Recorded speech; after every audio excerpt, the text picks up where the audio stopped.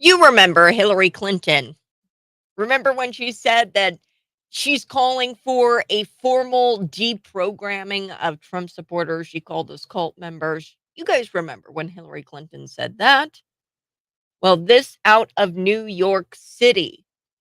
A federal judge just sentenced Douglas Mackey to 7 months in prison after being found guilty of so called election interference for making memes disparaging Hillary Clinton. Can you believe it? His name, Douglas Mackey. Everyone needs to go to memedefensefund.com right now. Memedefensefund.com right now to support Douglas Mackey because it's really not about Doug. It's about all of us, and they know it. That's the point. This is about having the right to meme. Having the freedom to meme. Doug represents the 16ers, as I like to call them, the 2016ers. Remember when we actually lived in a free country? He helped give the United States the last real taste of freedom. That was in 2016 when you were allowed to post memes.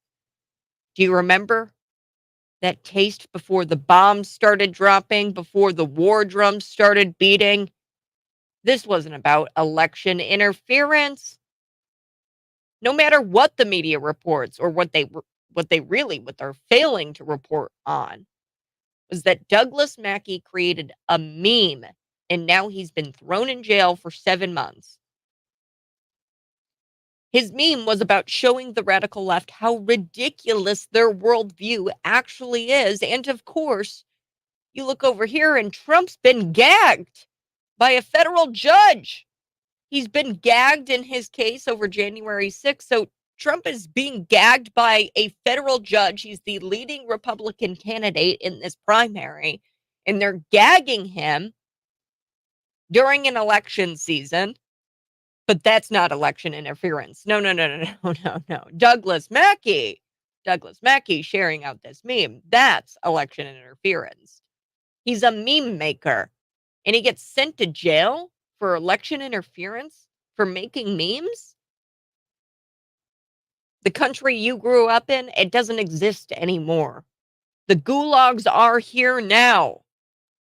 This isn't about throwing Doug in jail. It's about shutting everybody up who would potentially speak out against this corrupt regime under which we're living in.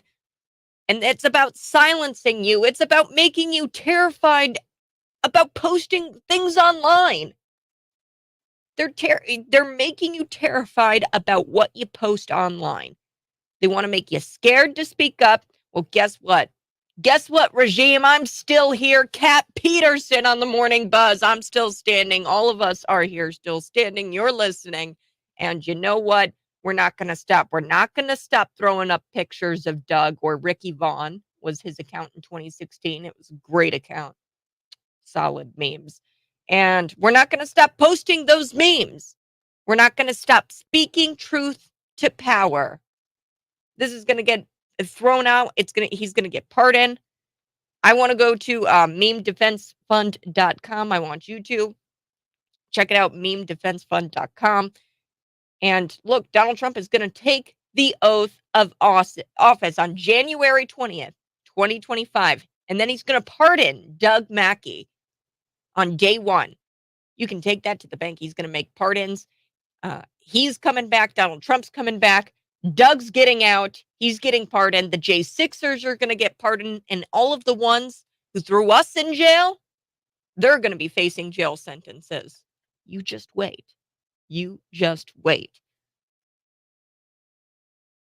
We're possibly going into World War III. Possibly World War III has already begun, and I love it. The people who told me, Kat, you're exaggerating. You're being inflammatory. World War III won't happen. Look where we're at today, huh?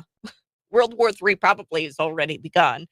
If not, we're heading into it. Joe Biden's over there sleeping at all of these summits, and some of the summits are being canceled because the events around the world are just spinning out of control. Meanwhile, we've got the mainstream media, the legacy media, the dinosaur media. They're going to sit there. They're going to tell you, Hey, you have to be very, very, very concerned about what's going on thousands of miles away. We have to fight. We have to send all this money. We have to send $100 million. Yes, Joe Biden did that to Israel, to Gaza. It wasn't even to Israel. It was to Gaza in humanitarian aid.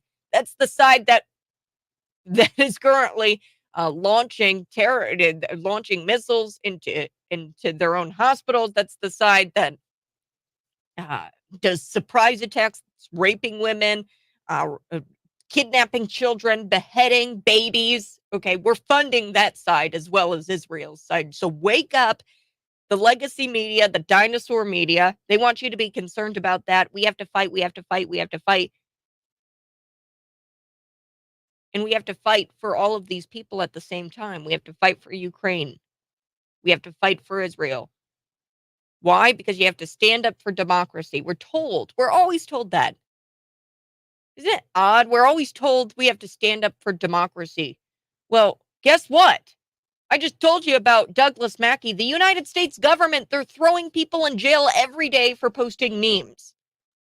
We can't be these mightier or holier than thou. We're not a holier than thou country. We can't take the moral high ground here. We can't tell people, oh, we got to stand up for democracy. What are you talking about? We don't even have democracy here. We just threw a guy in jail for 7 months because he posted something that was mean about Hillary Clinton. All right. I've got so much to get to today. That's my open. This is the Morning Buzz. You guys can see me live in studio. That's YouTube, Facebook, Twitter, and Rumble. If you have a question, throw it into the comments section. Yes, I'm fired up this morning. Douglas Mackey getting thrown in jail. I mean, this meme, it was good. It wasn't even that bad. And then they said it was election interference. And he gets thrown into jail for 7 months. It's all right, Doug. Trump's coming for you. He's going to pardon you. First, I do want to talk about this. Yesterday afternoon, these pro-Palestinian activists entered into the Cannon House office building. Now, I've never been there. I've been out to Washington, D.C. Now, I've never been in this specific building, but these pro-Palestinians, this pro-Hamas, Palestinians and Hamas, it's the same. Okay, stop it with that. Hamas is different. Hamas is different than the Palestinian people. There's innocent Palestinian people. There's not. The whole word Palestinian comes from the Hebrew language. It's invader. These are people who have invaded Israel and have taken their country away from them. Look at the numbers. 8 million people in Israel on a tiny little sliver of land. And then you've got 300 million people surrounding them. All 300 million probably want to see Israel dead and the Jewish people dead. So we've got to talk about this. The pro-Palestinian activists, they demanded that Congress call for a ceasefire in Gaza. And they were refusing to leave the building. So a bunch of violent insurrectionists, I'll tell you that. Next, we're also going to talk about karma striking the Soros-backed district attorney. He and his mom got carjacked. Now, I don't like to celebrate crime. I think it's horrific what happened to this DA. He didn't die or anything. They're all right, but he got held. Him and his elderly mother were held at gunpoint in this progressive city. But the reason why is because you aren't throwing people in jail, Soros-backed DA. We're going to get to that. And then later, I do want to talk about this. I know a lot of our show hosts were talking about it yesterday. I didn't know all of the details that early in the morning yesterday. I know that we talked about the hospital. I knew that it wasn't bombed by Israel. Israel came out with that statement. The hospital in Gaza was bombed. And everybody blamed Israel on today's show. I'm going to take a deep dive into who actually was responsible. This Gaza Christian hospital blowing up. Who did it? I'm going to have those answers for you. And in at about 6:30, we're going to be joined by Mark Lennon from Wire Points. I'm really excited about this because JB Pritzker, he's out there, and really this is about him wanting to be president. Okay, so this is a national effort, and he's taking the fight to the right wing extremists. This is what he says. He's taking the fight to the right wing extremists across the nation. Among America's current insanities, few are more harmful than the deliberate incitement of division coming from people like JB Pritzker. He's probably the main culprit. I will say that. I think JB Pritzker sows division like nobody's biz. He and Brandon Johnson, they're just terrible. I think that they are the most guilty. Governor J.B. Pritzker and the Chicago mayor Brandon Johnson. They stoke this division uh, while claiming they oppose division. It's amazing. So we're going to talk about J.B. Pritzker's new national campaign. I don't know what that. I mean, he's taking his radical beliefs that babies should be killed at 9 months. He's taking that radical belief. He's taking the repealing of the parental notification law. He's taking it nationwide. So we're going to get to that in the 6:30 hour. But first, hundreds of Democrat insurrectionists, they stormed the U.S. Capitol calling for Gaza ceasefire. Did the Hamas caucus coordinate this? Did they allow them access? This is the darkest day in our democracy. This is the worst day, October 18th, that happened yesterday. I think that we need to create an October 18th committee and hold these domestic extremists accountable. We're coming for you. Just wait. Don't believe me. I've got the audio here and the video of the violent insurrectionists, these pro-Palestinian, pro self. It's very important that you know that Palestinians and Hamas, it's the same exact thing. We've gone through this before. All week I've gone through this actually. They're the same Palestinian territories. There's no country called Palestine. They're Palestinian territories. It's very similar to that of Chaz, this autonomous zone. If you go to these Palestinian territories, they suck. People are starving in the streets. People are, shooting up heroin. I mean, it's like San Francisco or New York City or Chicago on steroids. The Palestinian territories. That's because it's not an actual government. They aren't actually citizen. This isn't a citizenry. This is crazy radical extremists, and they've broken off and created autonomous zones in the Middle East. So we are going to play this here for you. Just take a watch, listen, and then also watch on YouTube, Facebook, Twitter, and Rumble. Here we go.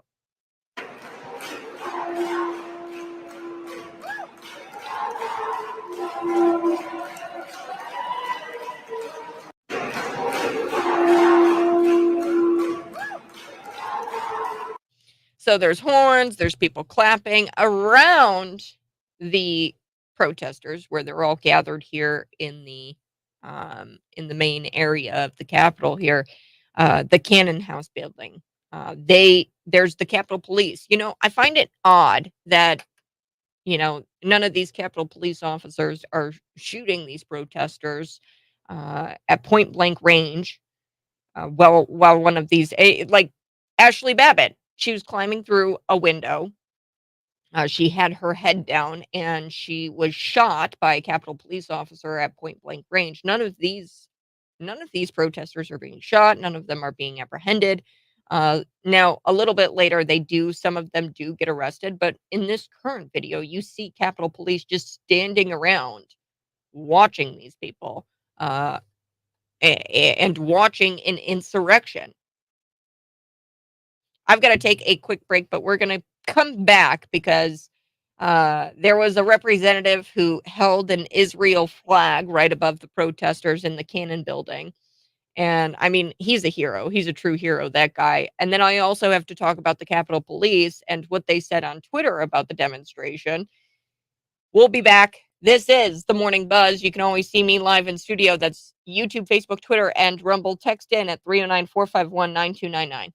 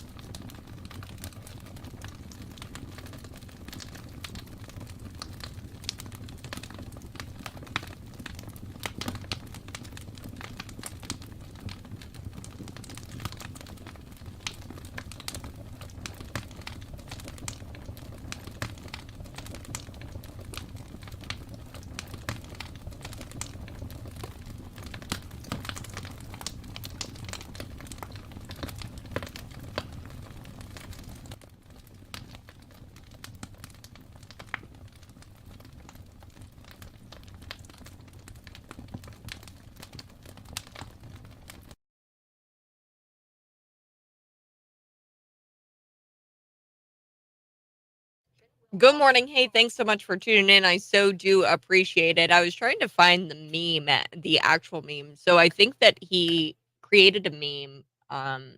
Yeah, and I've seen it before, I just can't remember. So it's Hillary Clinton. It's a Hillary Clinton disparaging type meme where he was calling on people to donate to a campaign that wasn't actually Hillary Clinton's, but it was like a parody of Hillary Clinton's campaign. And he got thrown into jail for 7 months for making a meme.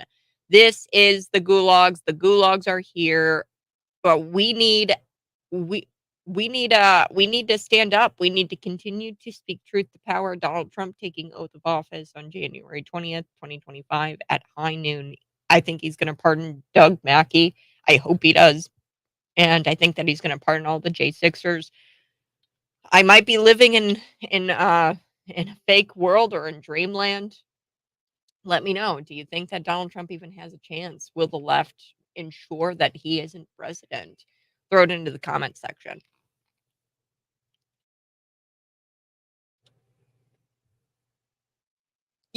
We're possibly going into World War III.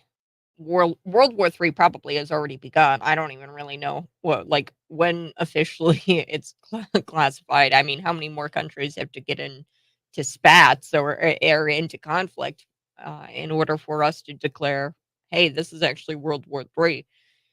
But Joe Biden, he's over there sleeping at all of these different summits. A lot of the summits right now are being canceled because the events are just spinning out of control. And meanwhile, we've got mainstream media who's telling us, hey, you got to be very, very concerned. You got to be concerned about what's going on thousands of miles away. We have to fight both Ukraine. Janet Yellen's up there saying that the economy is great. The US economy is fantastic. We're going to fight both of these wars because we have the money to do it. And we have to fight. We have to fight. We have to fight for all of these people at the same time. Why? To stand up for democracy. We have to stand up for democracy. Isn't that what we're told all the time? Well, guess what? The United States government, we just threw a guy in jail for 7 months because he posted a meme about Hillary Clinton, a disparaging meme about Hillary Clinton. We cannot sit here and say that we've got the high ground when it comes to so-called democracy because we throw people in jail for speaking their mind, for posting things online. Before we took the break, I was telling you a little bit about the pro-Palestinian activists. I repeat myself when I say they're pro Hamas activists. It's very important that you know that Palestinians, Hamas, same thing, exact same thing. There are probably Middle Eastern people, Middle Eastern citizens who are not from Israel, who are peaceful. I will say that, who are not these radical extremists, these Palestinians, these Hamas terrorists. Okay, I'm not saying that there's not innocents over in Gaza. I'm sure there's innocent people over in Gaza who are not anti-Jew, anti-Israel.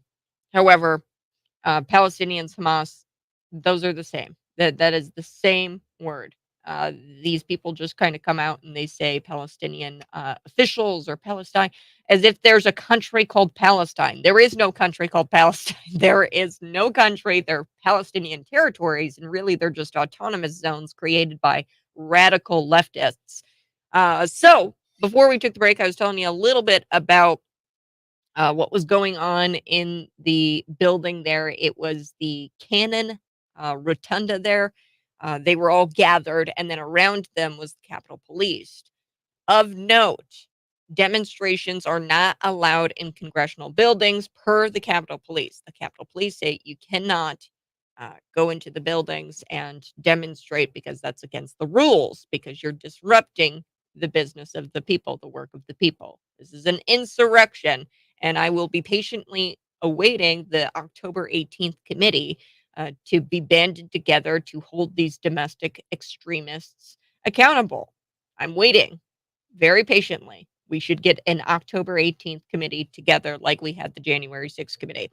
Okay, so the protesters, they wore shirts that said Jews say ceasefire now on the back. They also held up signs that said let Gaza live. While other signs, there was a big banner that was draped over the rotunda overhead that said ceasefire. Now, what kind of groups were there? These were violent extremist domestic terrorist groups, Jewish Voices for Peace, is one of the groups. And then they describe themselves as Jews organizing toward Palestinian liberation and Judaism beyond Zionism. I've told you the definition of Zionism. They like to say Zionism is like some sort of extreme belief. All Zionism really is. I'm a Christian Zionist. I believe that Israel has the right to exist and to defend itself. There's Jewish people out there who are anti-Bible, really, and that's what these Jews are. They're anti-Bible, and they're because in Ezekiel, I mean, God tells the Jewish people, "Hey, I'm going to band you together, and I'm going to give you a country because that's the way it should be." And in Genesis, God says, "Those who bless Israel will be blessed; those who curse Israel will be cursed." So, I mean, God is very clear. He chose Israel. America chose God. That's why we're blessed here in this country. I mean, we live in a land where we don't have to listen to missiles and duck under our tables, our desks, in fear of our office building being exploded. Okay, being bombed. Uh, and the reason why we're so blessed is because we chose God as America. God chose Israel. That's why they're blessed and they were given this country. But this country has been taken from them by these radical extremists, the Palestinians and Hamas. So there's another group there, beyond Jewish Voices for Peace, who describe themselves as Jews organizing towards Palestinian liberation, beyond Zionism. So there was this group, it was called If Not Now, and both of these groups are anti-Israel organizations. The Capitol Police, they wrote on X, they said that the group of protesters that are demonstrating inside the Cannon Rotunda, demonstrations are not allowed inside congressional buildings. We warned the protesters to stop demonstrating. They did not comply, and we began arresting them. That's odd. I didn't see that the Capitol Police shot somebody like from 2 feet away. Oh, yeah, no, that was Ashley Babbitt who was demonstrating inside a congressional building, and instead of getting arrested, she was shot in the face. So, yeah.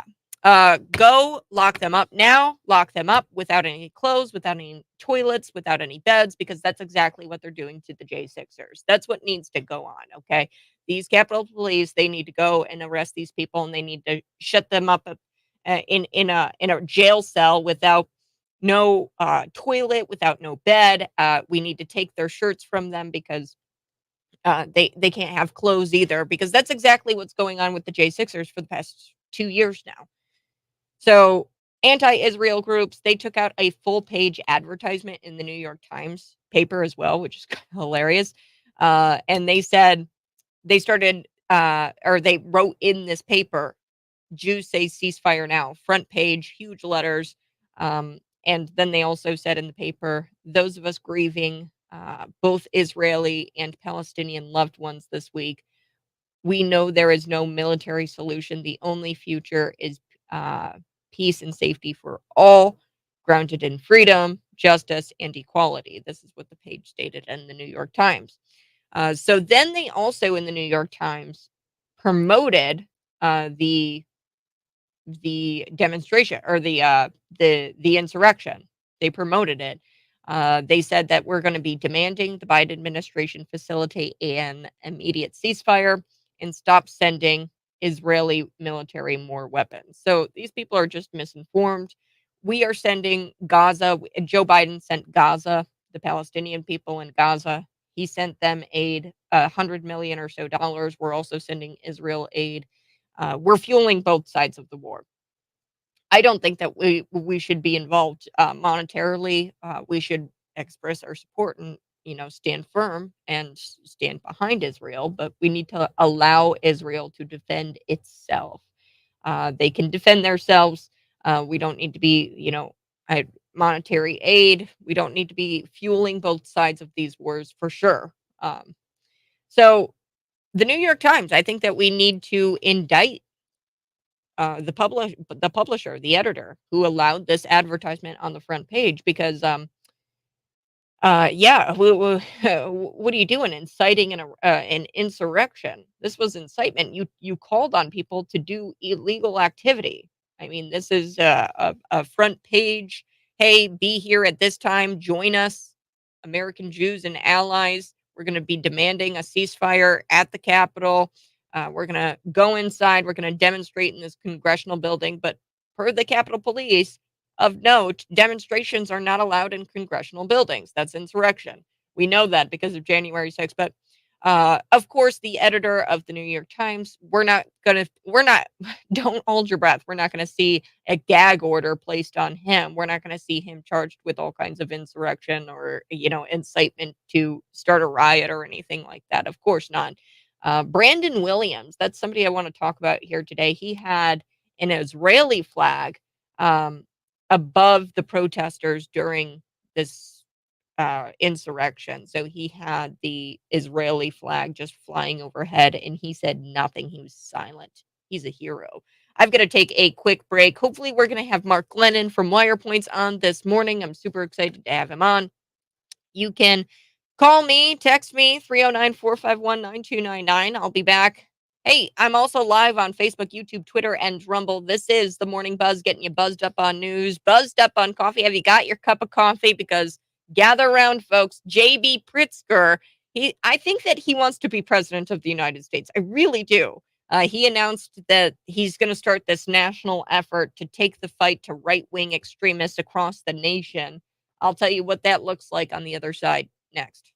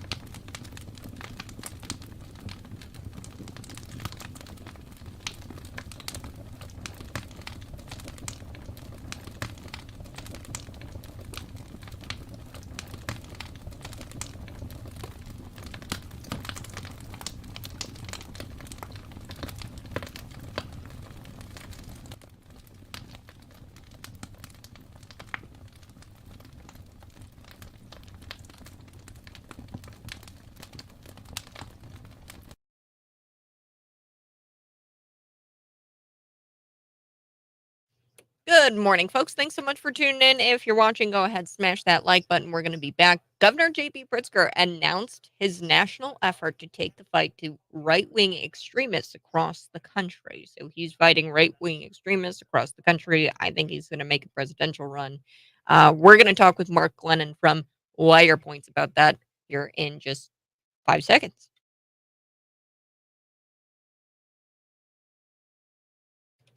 Whew, karma, she is not so nice. Karma strikes when a Soros-backed DA.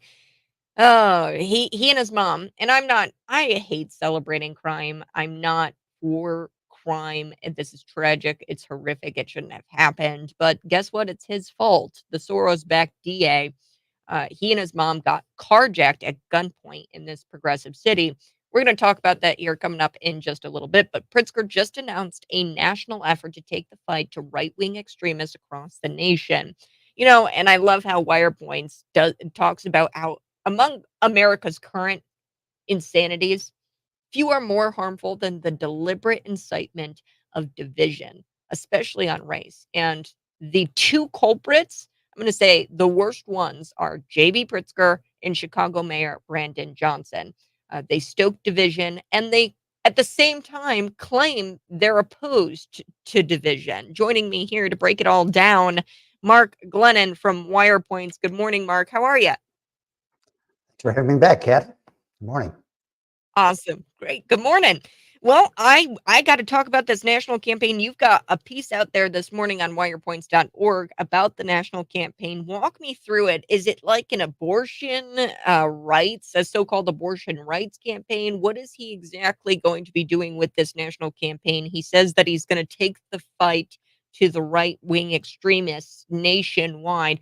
Uh, Thoughts and walk me through what this national campaign even looks like. Sure, it's a pretty thin facade. What he has announced is a new nonprofit that's going to go around the country and fight ballot initiatives that are pro-life.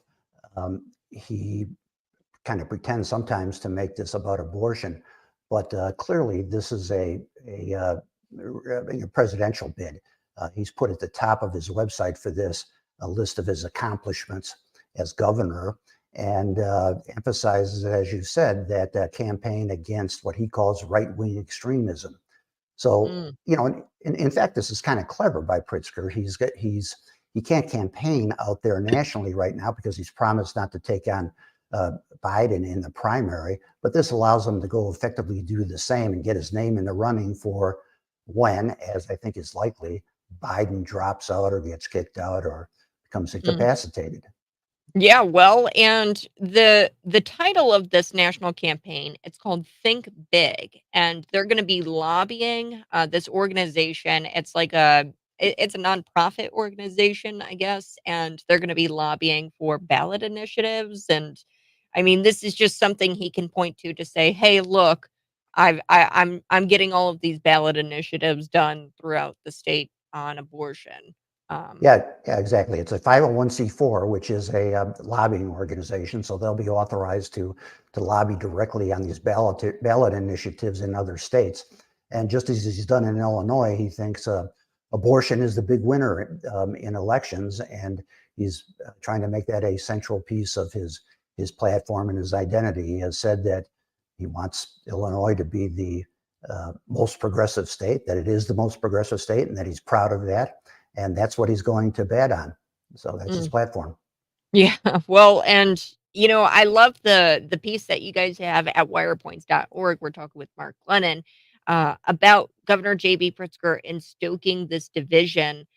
He announced his national effort to take the fight to right wing extremists, and we know that he and Mayor Brandon Johnson are probably the worst culprits when it comes to stoking that division. They claim they're opposed to it, and one thing I wanted to point to was almost this teaser speech. It was like a presidential teaser speech that he gave in Florida last summer, and it was so divisive. I'm just going to read a little bit of it here from his speech. He says, "We need to start recognizing that we have an epidemic of young men enamored with white nationalism shooting up our communities with assault weapons.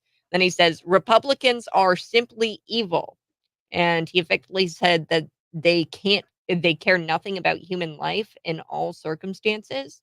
And he said, quote, give me one example of the Republican Party showing up for life in this country. So your thoughts there about not only he, but also are there examples of Brandon Johnson stoking this division uh, in Illinois and nationwide? Now he's going to be stoking that division between Republicans, Democrats nationwide. Governor J.B. Pritzker is. Yeah, that speech in Miami didn't get much publicity, but boy, it was extraordinary. It was as vitriolic as anything you'll see in politics, and it's hard to imagine anything more divisive than that speech.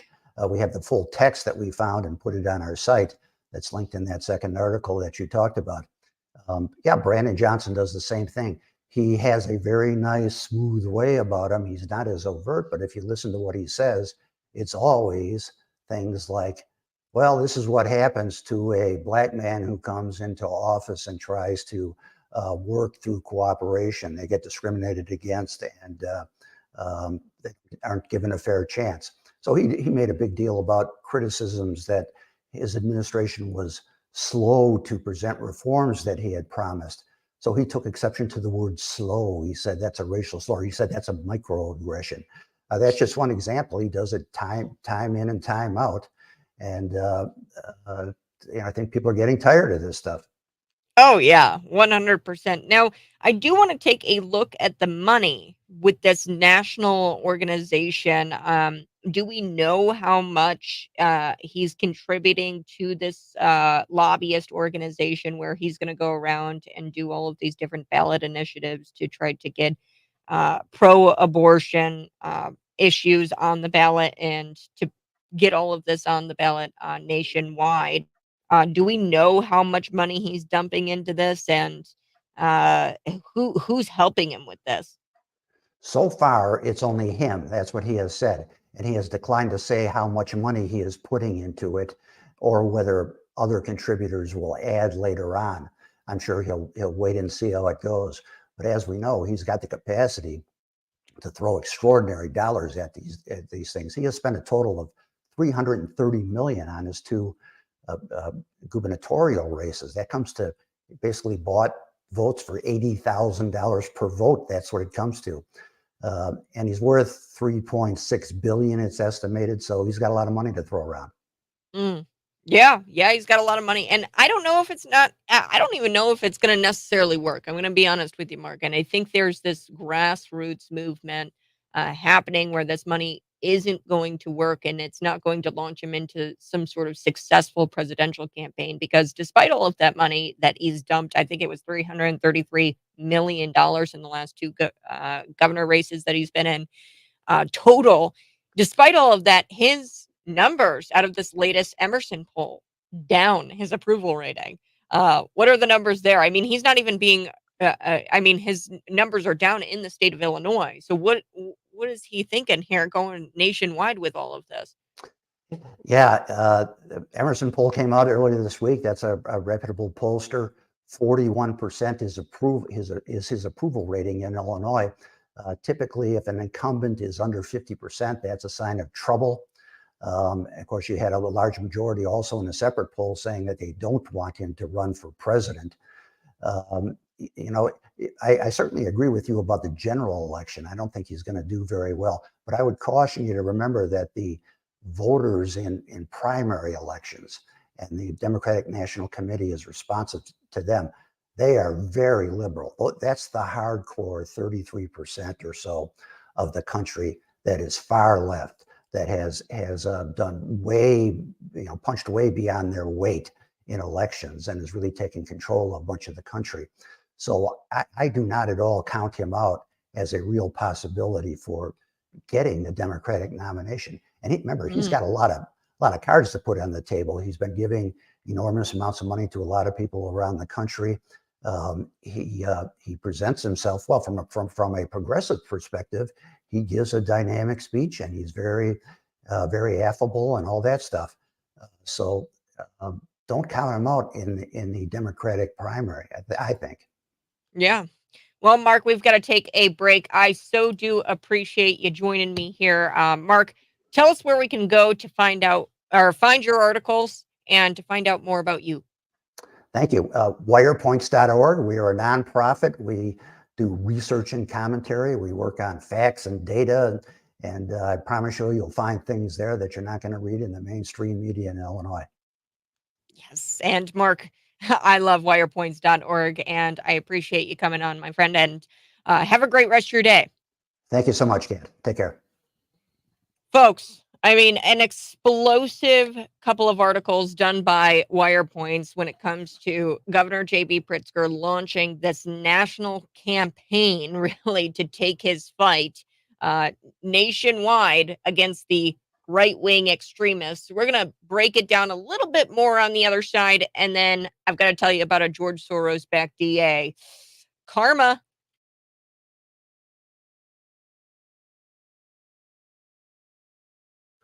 Good morning, folks. Thanks so much for tuning in. I so do appreciate it. If you're watching, go ahead, smash that like button. Like I said, we're going to be talking about Governor J.B. Pritzker and this national effort. He's taking the fight to right wing extremists. So, like I said, Brandon Johnson, Governor J.B. Pritzker, they stoke this division while claiming they oppose it. That's the beauty of all of it, right? And I'm not going to sit here and say that I don't stoke division. Yes, I do. I stoke division all of the time. Um, yeah, but I'm not out actively, saying I oppose that division. I think that it's important for us to recognize, hey, these people are perverting your children. The Bloomington Public Library, they've got pornography in the children's section. They're providing pornography to children. I think it's important to distance yourself from those types of people. Um, the people who advocate for pornography in the children's section of public libraries paid for via taxpayer dollars. Okay. I think it's important to distance yourself from people who claim that life does not exist in the womb and that performing this barbaric practice of killing babies at 9 months old, I mean, yeah, I would I at the end of the day will distance myself from those folks because I'm looking for the words of my good and faithful servant. See, being passive, at the end of the apocalyptic prophecy in Revelations, it says that, hey, my good and faithful servant, good job.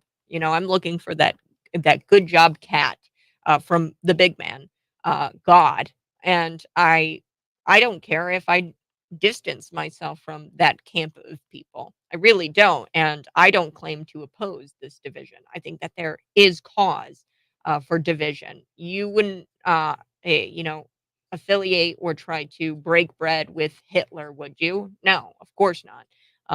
And some of the atrocities that are happening on the left that they're advocating for, you just can't break bread with those people. You have to say, nope, you are in a totally different. I will pray for you, but I'm gonna pray for you at a distance there, JB, because there is no way that I'm going to expose myself to the what you believe in, which is murdering babies at 9 months, providing pornography to children, robbing people of their money, and being very authoritarian in doing that. Having my little acolytes, my Sharon Chungs, my Dave Kaylors, take away people's right to express, hey, I don't want this tax. I don't want to be taxed. You've got Dave Kaler and Sharon Chung out there taking away representation. They say that they're candidates for all. They're all about these rights. They're only for so-called abortion rights. They're not for your voting rights. They're not for your representation as a constituent. But here's Governor J.B. Pritzker. He placed blame on a guy who stalked and vandalized his home on a group that he routinely describes as white supremacists, MAGA Republicans. He says that, these are the type of people who are vandalizing his home, who stalked him. The divisions across the country, he said when he was asked about the crime of this guy stalking him and vandalizing his home, um, are being fomented by the MAGA Republicans. Yes, fomented by the MAGA Republicans. And then he goes on and he says, that they're causing people to feel that there's a hatred that is okay to act upon if they disagree with you on an issue. I think these examples are a sign of the times. But the guy that got arrested for the crimes that he's describing, the guy who stalked and vandalized his home, he says that, this is a group of white supremacists, MAGA Republicans. This guy is a person of color. Okay. And Pritzker had no basis whatsoever for blaming anybody other than that individual who evidence so far suggests is deranged. This guy is a deranged man who vandalized his house and, you know, stalked him. He's a deranged man. And we know that because he has nonsensical writings about foreign affairs. The assailant here, the vandalizer, the stalker, also asked if the Egyptian and the Turkish people officials had been notified of the charges against him, and he was repeatedly trying to say that he had to get home, get home, get home. So we're going to talk about here on the other side.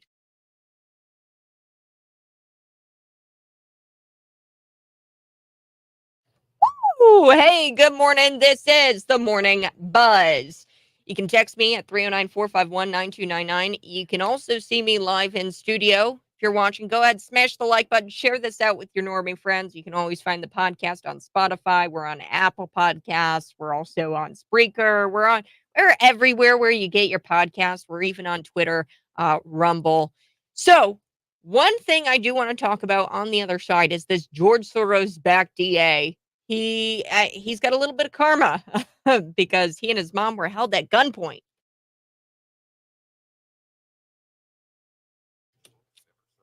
Thanks so much. Yes, JB and the other leaders, Hillary Clinton, Obama. There's an agenda, the projects that compromise every individual in the state and university systems will gain him fame and fortune, and the presidential run is for sure. Yes. So he's got a lot of friends. Hillary Clinton, he's got Barack Obama. If you're watching, smash that like button for me. Just smash it, just hit it, and share this out with your friends. I will be talking about the Gaza hospital and who actually blew that up. But yeah, like I said, Governor J.B. Pritzker, it's incredible that he is out there and he's saying, "Oh, I'm not about stoking division. I'm not about stoking fear." But he's sitting there and saying that all of these MAGA Republicans are out there and they're out to get you. He told some outright falsehoods. Okay, in this Miami speech that Mark Lennon and I both talked about, he repeated the discredited claim that Trump said that um, there were very fine people on both sides at a Charlotte white supremacy rally. He said that was false, routinely or repeatedly, that has been discredited by everybody. He also repeated the claim, Governor J.B. Pritzker, that Trump suggested ingesting bleach would stop COVID-19. Newsweek and even left leaning PolitiFact, among others, have shown that he did not say that. Okay, Trump did not say that, but Governor J.B. Pritzker goes out there anyway and claims that. He also claims that the Florida law, remember the Don't Say Gay bill, the so called Don't Say Gay bill, their law says no such thing. There is no terminology that says don't say gay or that you can't say gay in the state of Florida in the public school system. Brandon Johnson, no better. Okay, he gets out there. He says that, oh, because I'm, black and because my administration is slow to making reforms. If people call me slow, that's actually a microaggression because I'm black. So, I mean, the Chicago Tribune and the Wall Street, when they criticize his administration as slow, that's what he says. He says that there's microaggressions. The Tribune said that when it comes to playing the race card, he pretty much lays out the whole deck all of the time. That's Brandon Johnson. So there's a word here. The word is projection. Okay. The word is projection. They are charging others with exactly the wrong you commit. Exactly the wrong you commit. Okay. So that they're trying to say that MAGA Republicans are doing all of this, but that's actually on their side. Their side is the one that is doing all of the wrong, and they're committing all of the wrong, and they're projecting it onto you. It's disgusting, and it's a part of what is tearing apart our country and our state, frankly. So we're going to be back. Uh, in just a few minutes. I'm going to go grab me a cup of coffee, smash the like button, and we'll be back in like 2 minutes.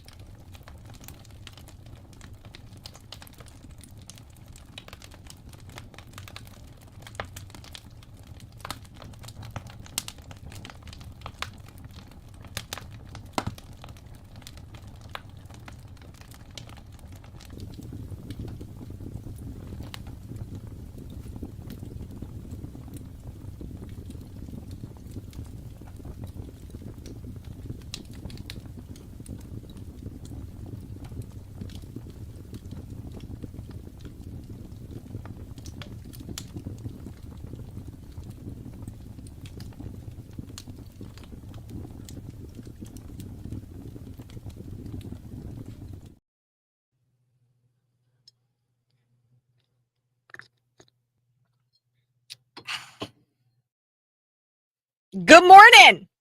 Go ahead, grab a cup of coffee, sit around the breakfast table, pull up a chair, gather the kids. Let's have a conversation. Let's sit down. Let's chat about something. This is the Morning Buzz. I'm Kat Peterson. Thanks so much for joining me. You can see me live in studio, YouTube, Facebook, Twitter, and Rumble. Hundreds of Democrat insurrectionists, they stormed the U.S. Capitol, and they are calling for a Gaza ceasefire. Okay, did the Hamas caucus, I really want to know, did Ilhan Omar, AOC, Rashida Tlaib, did they coordinate this and did they allow them access into this building, this US Capitol building? This is the darkest day in our democracy. This is just the darkest day. I think that we need to create an October 18th committee and we need to hold these domestic extremists accountable. And I'm going to be waiting patiently. Good morning. So yeah, this whole they're pro-Palestinians. They entered into the Cannon House office building and they occupied it, and they were holding like a sit-in on the floor, and they were engaging in chants, and they were demanding that Congress call for a ceasefire in Gaza, and they refused to leave. And I mean, this is of note. Demonstrations are not allowed in congressional buildings. Okay. And that's not me saying that. That's the Capitol Police. They wrote on Twitter, they said a group of protesters are demonstrating inside the Cannon Rotunda.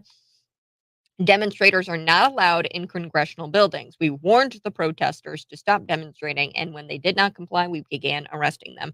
However, they didn't shoot them in the face like Ashley Babbitt. They just arrested them, and they'll probably get a slap on the wrist and they'll get to go home, unlike the J6ers who entered into a Capitol building to demonstrate.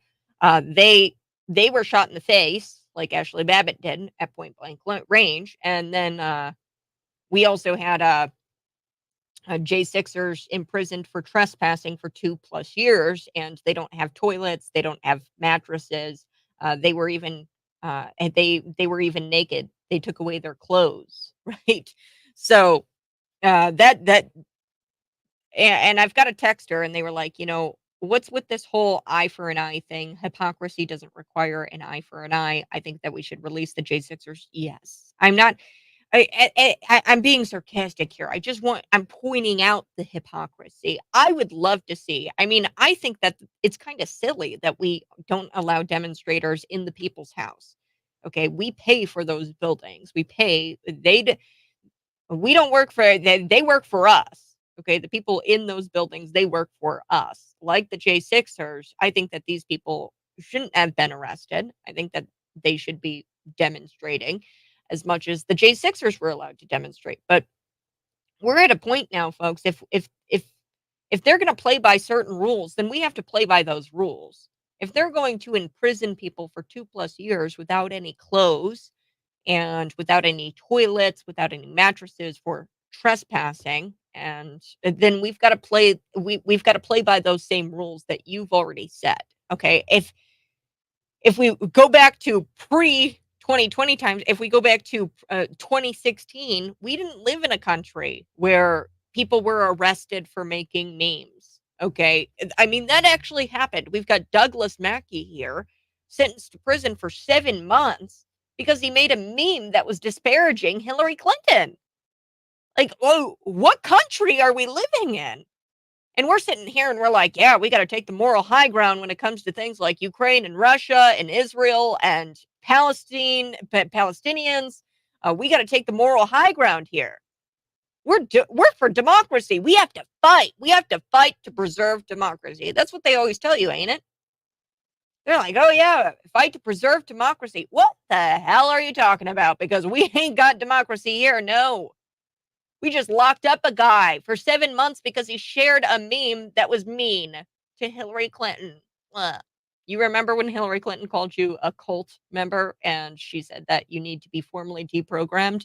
Yeah, well, they're doing it. The gulags are here, people. They just threw Douglas Mackey into a prison cell for sharing something online, which was funny. The meme was actually really funny. All right, I do have to talk about this Soros DA. We here at Cities 92.9, I don't celebrate crime happening to people, even though in many of these high crime areas, it's a result of progressive voters re-electing progressive politicians that enact progressive policies for decades, for decades, for decades, and decades. We get it here in the state of Illinois. You understand because we've been run by Democrats for decades. It's what happens when you're ran by Democrats for decades. Look at Chicago. Look at Chicago. Uh, then those voters can't understand why their streets aren't safe, yet they claim it's somehow Republicans' fault, which is absolutely hilarious. But New Orleans, we go there this morning. Progressive politicians. One of those progressive politicians that have been reelected over and over and over and over and over again was the Soros-backed DA, Jason Williams. He and his mom, his elderly mother, got carjacked at gunpoint. Karma. She's not nice. Okay, the DA and his mom, they were unharmed, and they both thanked the New Orleans PD for their hard work. Now, the DA was elected in 2020 after George Soros donated, get this, criminal please, $220,000 to run campaigns against Williams' opponent. Okay, so they gave this guy $220,000, George Soros did, and he campaigned on things like social justice reform, alternatives to incarceration, and unfair money bail systems. Yes, he ran on no cash bail, like we have here in the state of Illinois. After being elected, Williams declined to prosecute 65% of criminal cases. 65% of criminal cases, he declined to prosecute those. Since then, New Orleans has been named the murder capital of America. Auto thefts are up 104%. It got so bad that in March, police were actually warning law-abiding citizens to not sit in their cars. Sometimes you're at Walmart and you're gonna before you get into the grocery store, you're scrolling through your text messages, Instagram, Facebook, whatever, and you're sitting in your car. The cops were telling law-abiding citizens, "Hey, you might not want to do that kind of stuff because there's an above average chance that you're going to get jacked. You're going to get carjacked." And the police have had their hands tied over there because they can't do anything. It's baked into the cake. They can't do anything.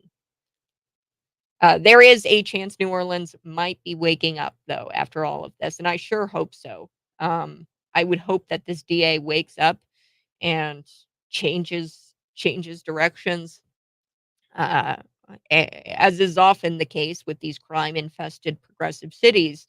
Um, when you are a victim of a crime yourself, that should serve as a warning sign. And we're starting to see, I think, this excitement in these progressive cities like Dallas, Texas. They just recently elected a Republican mayor, I believe, and then they elected a governor in Louisiana after being ruled by 8 years of Democrat control. It was the Republican Jeff Landry. He's the he was just elected governor of Louisiana after 8 years of Democrat control. So we're starting to see this. I think just an itty bitty change in direction here, change of course. Do have to shift gears. I want to talk about the hospital in Gaza. Okay. That was bombed and everyone blamed Israel yesterday. Okay. On my show, I said it wasn't, obviously not Israel. You could see in the mainstream media, they're like, Palestinian officials, Palestinian officials. Did you fact check? Did you fact the Palestinian officials? Because the Palestinian officials, they're actually Hamas terrorists. Okay. And I don't know about y'all, but I wouldn't take the word of a Hamas terrorist. So on today's show, I want to dive into who was really responsible for that Gaza hospital being bombed. So the Israel Defense Forces said in a statement that the explosion at the Gaza hospital was caused by a failed rocket launch from the Palestinian terrorists. Okay. The Palestinian terrorists, I was told yesterday by a listener, he said, I've seen video footage in the past about of this hospital, and actually it was just a bunch of disabled children. I think that there might be some truth to that. I haven't seen anything to for sure say that yes, it was just a bunch of disabled children in Palestinian territories. And I want to be clear: Palestine is not a country; these are Palestinian territories, similar to what we had going on in BLM Antifa era 2020. We had autonomous zones. BLM, Antifa, they'd break off. Chaz, there was one in Seattle. I think there was another one in Portland, Oregon. So yeah, they would break off, create these autonomous zones. They are not a good bunch. They are terrorists. Palestinians are terrorists. Now, there are non-Jewish people who live in the Middle East who are innocent and who are dying because of this war. So, the IDF, they said in a statement that, hey, this was a failed rocket launch. We talked with Mike Coolidge yesterday about it, and he actually has been in these types of buildings where missile strikes were happening. And I mean, if they were trying to strike this hospital, it would have it would have been precise, and we would have known that if it was targeted, because of forensics and evidence that would suggest that, hey, this missile came here at this location. According to the Times of Israel, Palestinians blamed Israel, saying that they had struck the hospital that had about 500 people killed.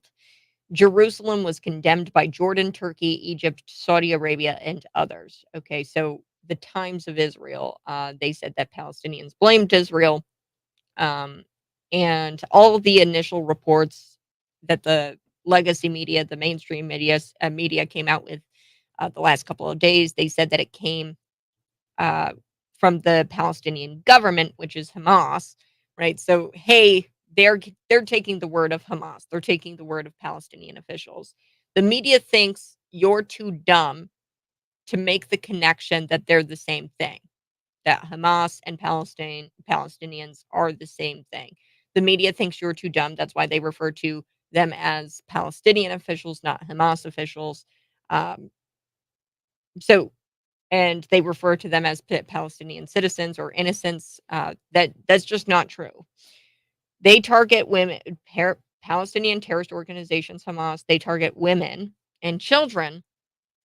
And this is just something that they would do. Duh. Bomb a hospital that has children in it who have disabilities. Yeah, that's what they do. They also chop genitals and mutilate the genitals of gay people uh, because they do it for funsies. Okay, they do it for fun. Um, and look, I can use a gun to hurt somebody, or I can use a gun to stop somebody from hurting somebody. Okay, I can use a bomb to kill women and children, or I can use a bomb to stop the killing of women and children. That's another thing too. Even if it were true that Israel blew up this hospital, I don't like it at all. I wouldn't have liked that at all. But they are in war. Okay, this is wartime, and uh, war is not pretty. Okay. So even after the Israeli Defense Force put out this statement, people denied who was responsible for the actual bombing of this Gaza hospital. Israel released a statement at about 9:30 p.m. At 10:12 p.m., Ilhan Omar posted on X that the bombing a hospital is among the gravest of war crimes, and the IDF reportedly blowing up one of these few places. The injured and wounded can seek medical treatment and shelter during this war is horrific. That's what she's saying, and that's what she said on X after Israel put out its statement that it was actually the Palestinian terrorists who blew up their own hospital. President Joe Biden needs to push for an immediate ceasefire to end this slaughter. So that's what she wrote on X at 10:08 p.m. Now, mind you, 9:30 p.m. was the statement Israel put out. They all sided with the Palestinian terrorists. Okay, so BBC preemptively discredited the Israeli Defense Force, claiming that it's hard to believe that this had anything to do with the Palestinians. They preemptively discredited the IDF. The BBC did. What do you mean it's hard? It's the most logical conclusion. Palestinian terrorists blow up children for fun. They blow up gay people for fun. They mutilate gay people for fun.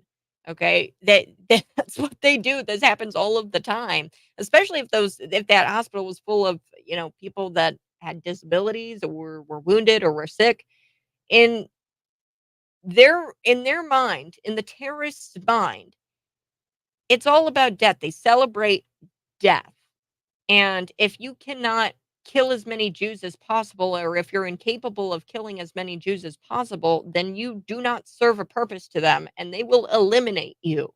Their whole purpose is to eliminate the Jewish people. They are Nazis. They are the new Nazis. Okay. A lot of people in the media either think that you're an idiot or they assume that you do not have time to devote to this. Okay. They assume that, you work 8 hours a day and maybe you don't have the time. That's why I'm here. That's why I'm here. The hospital, there's footage. It didn't even really happen in the hospital, by the way. The blast, it was a stray missile. We know that because of forensic and evidence. There's been plenty of evidence to suggest that this was not a targeted attack because we could tell by the precision of the missile and where it hits if it was a targeted attack. But I don't know. Um, I haven't dug into that, but we do know that it happened in the parking lot of the hospital. None of the buildings surrounding it even sustained significant damage. So yeah, the hospital itself, we've got footage that shows that it's not even really damaged. Now, I do believe that 500 people died, um, but I don't know.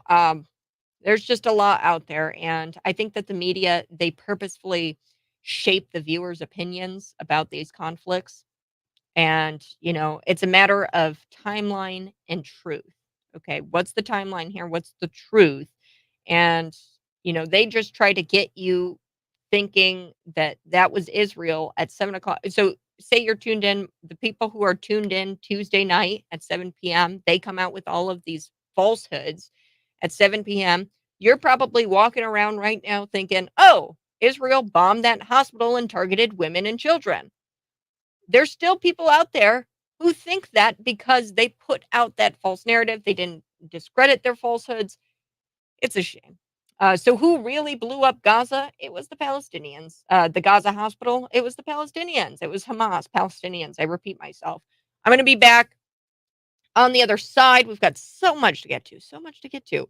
Uh, Now, one thing I did want to also talk about was this. What have I got here? Oh, that's right. I want to talk about Douglas Mackey, the Meme Defense Fund. I want to tell you where to go to support Douglas Mackey on the other side, because this isn't about Doug Mackey. This is about all of us, and they know it. That's the point. Cities 92.9. I'll be back.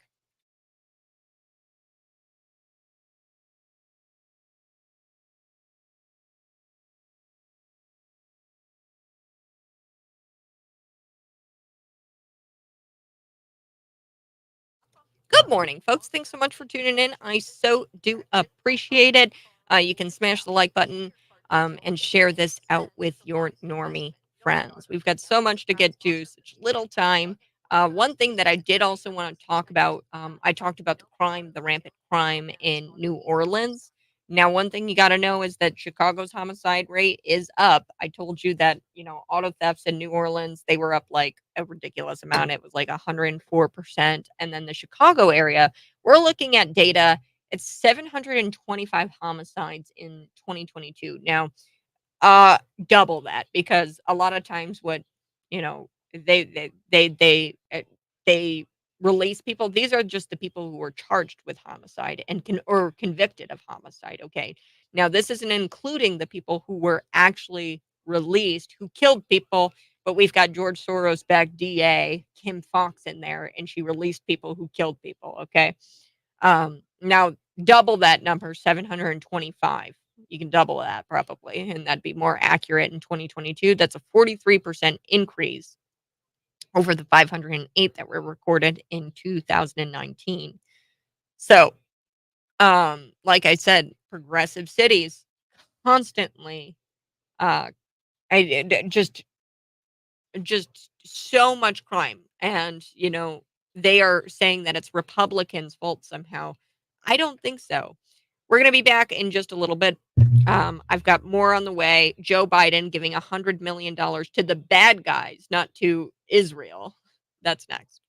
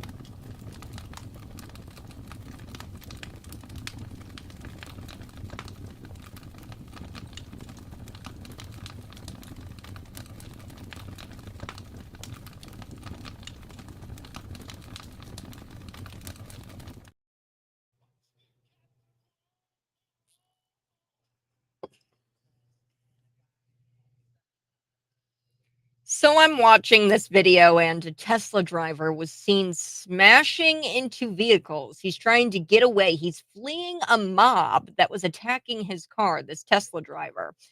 There's this mob takeover. It happened on October 13th in Chicago.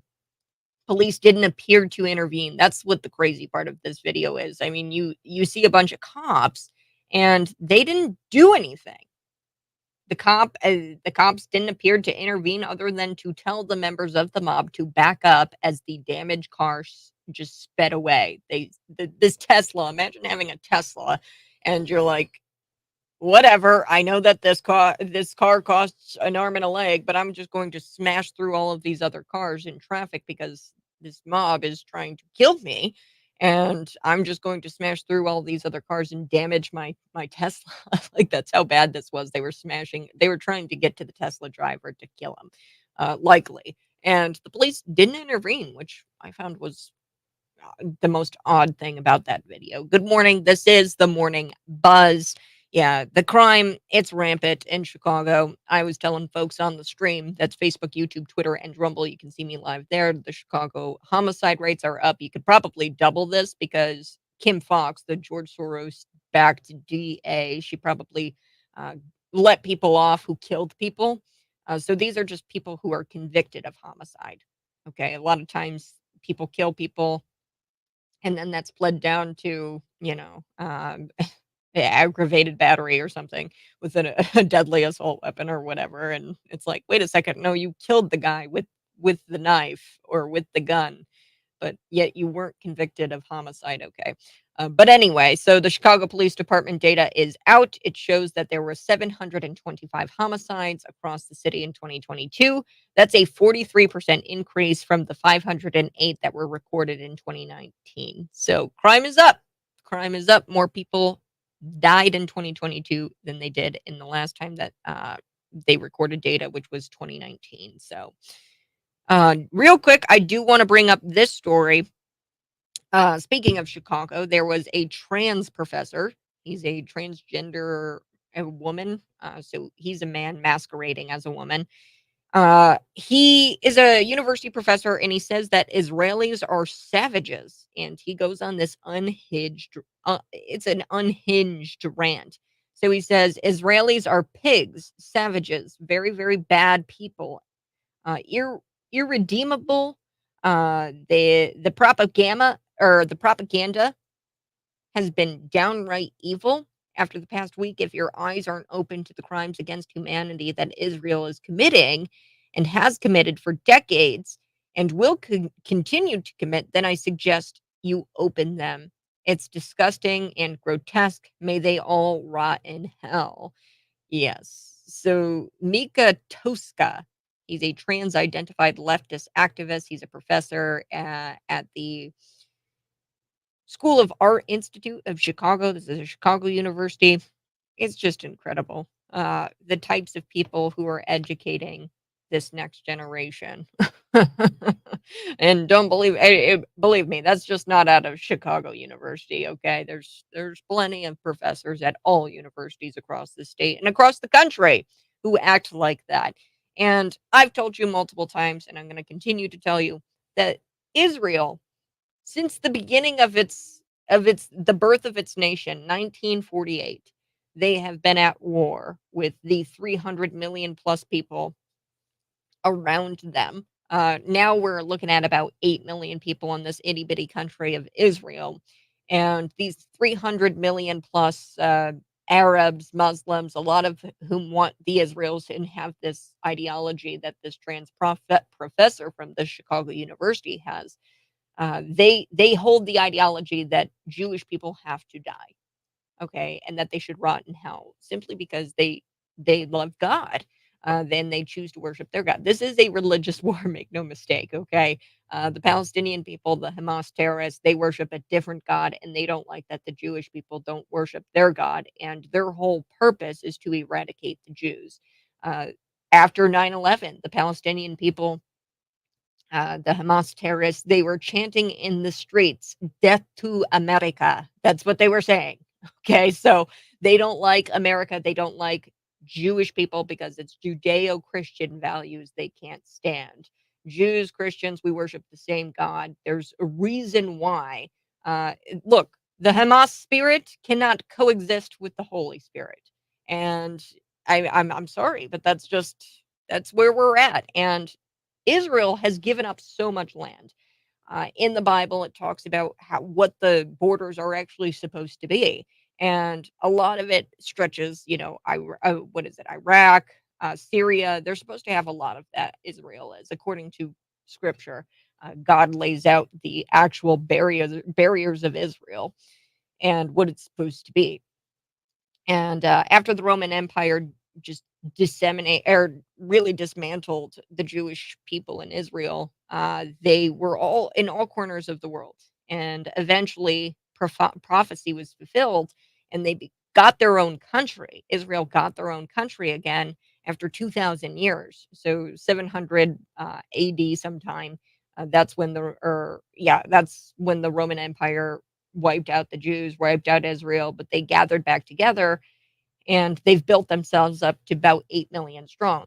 There have been wars, wars, wars, wars, wars against Israel. They are just on the defensive, folks. Israel has been on the defensive for years. They've constantly given up land in exchange for peace, but it's never enough because that's not what it's about. It's not about resources, it's not about land.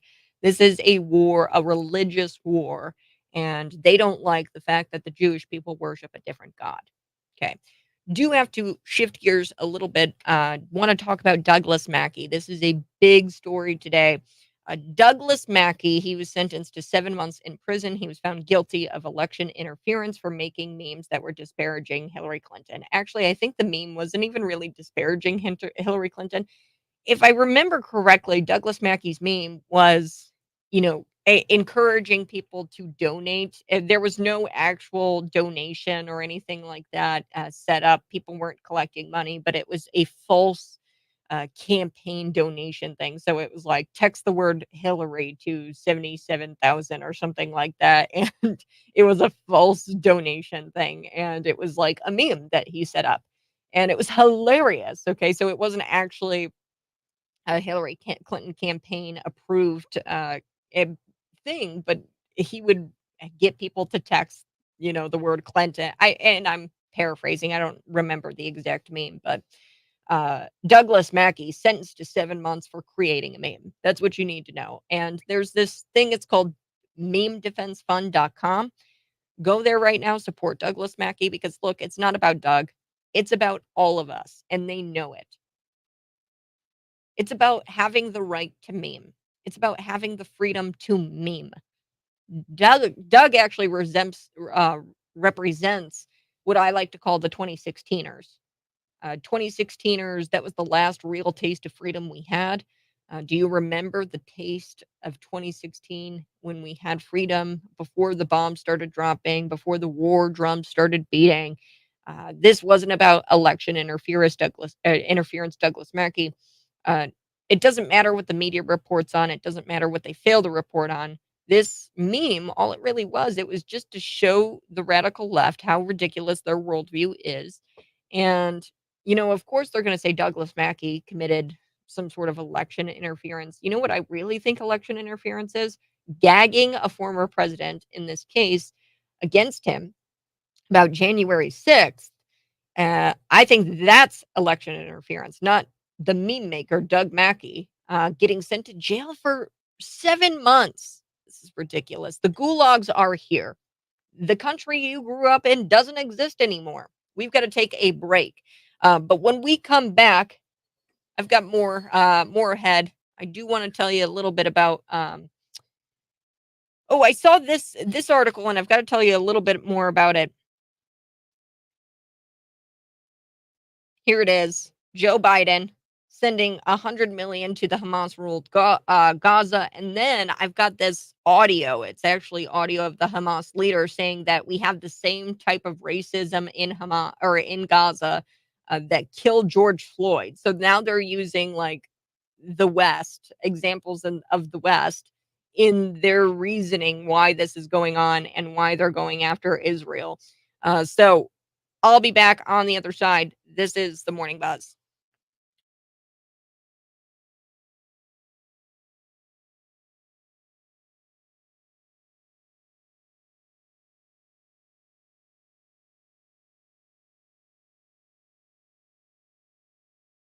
Oh, I'm sorry. Did I say I meant 70 AD. Did I say 700 AD? I think I did. 70 AD. Thank you, Stephen, for correction there. Yes. So the Roman Empire wiping out the Jews 2000 years later, they get their country 1948, and then they're on defense all the way up until today against the 300 million people who are on the other side of the Middle East, and they are constantly going after them offensively. And we've got the 8 million Jews. I mean, just look at the.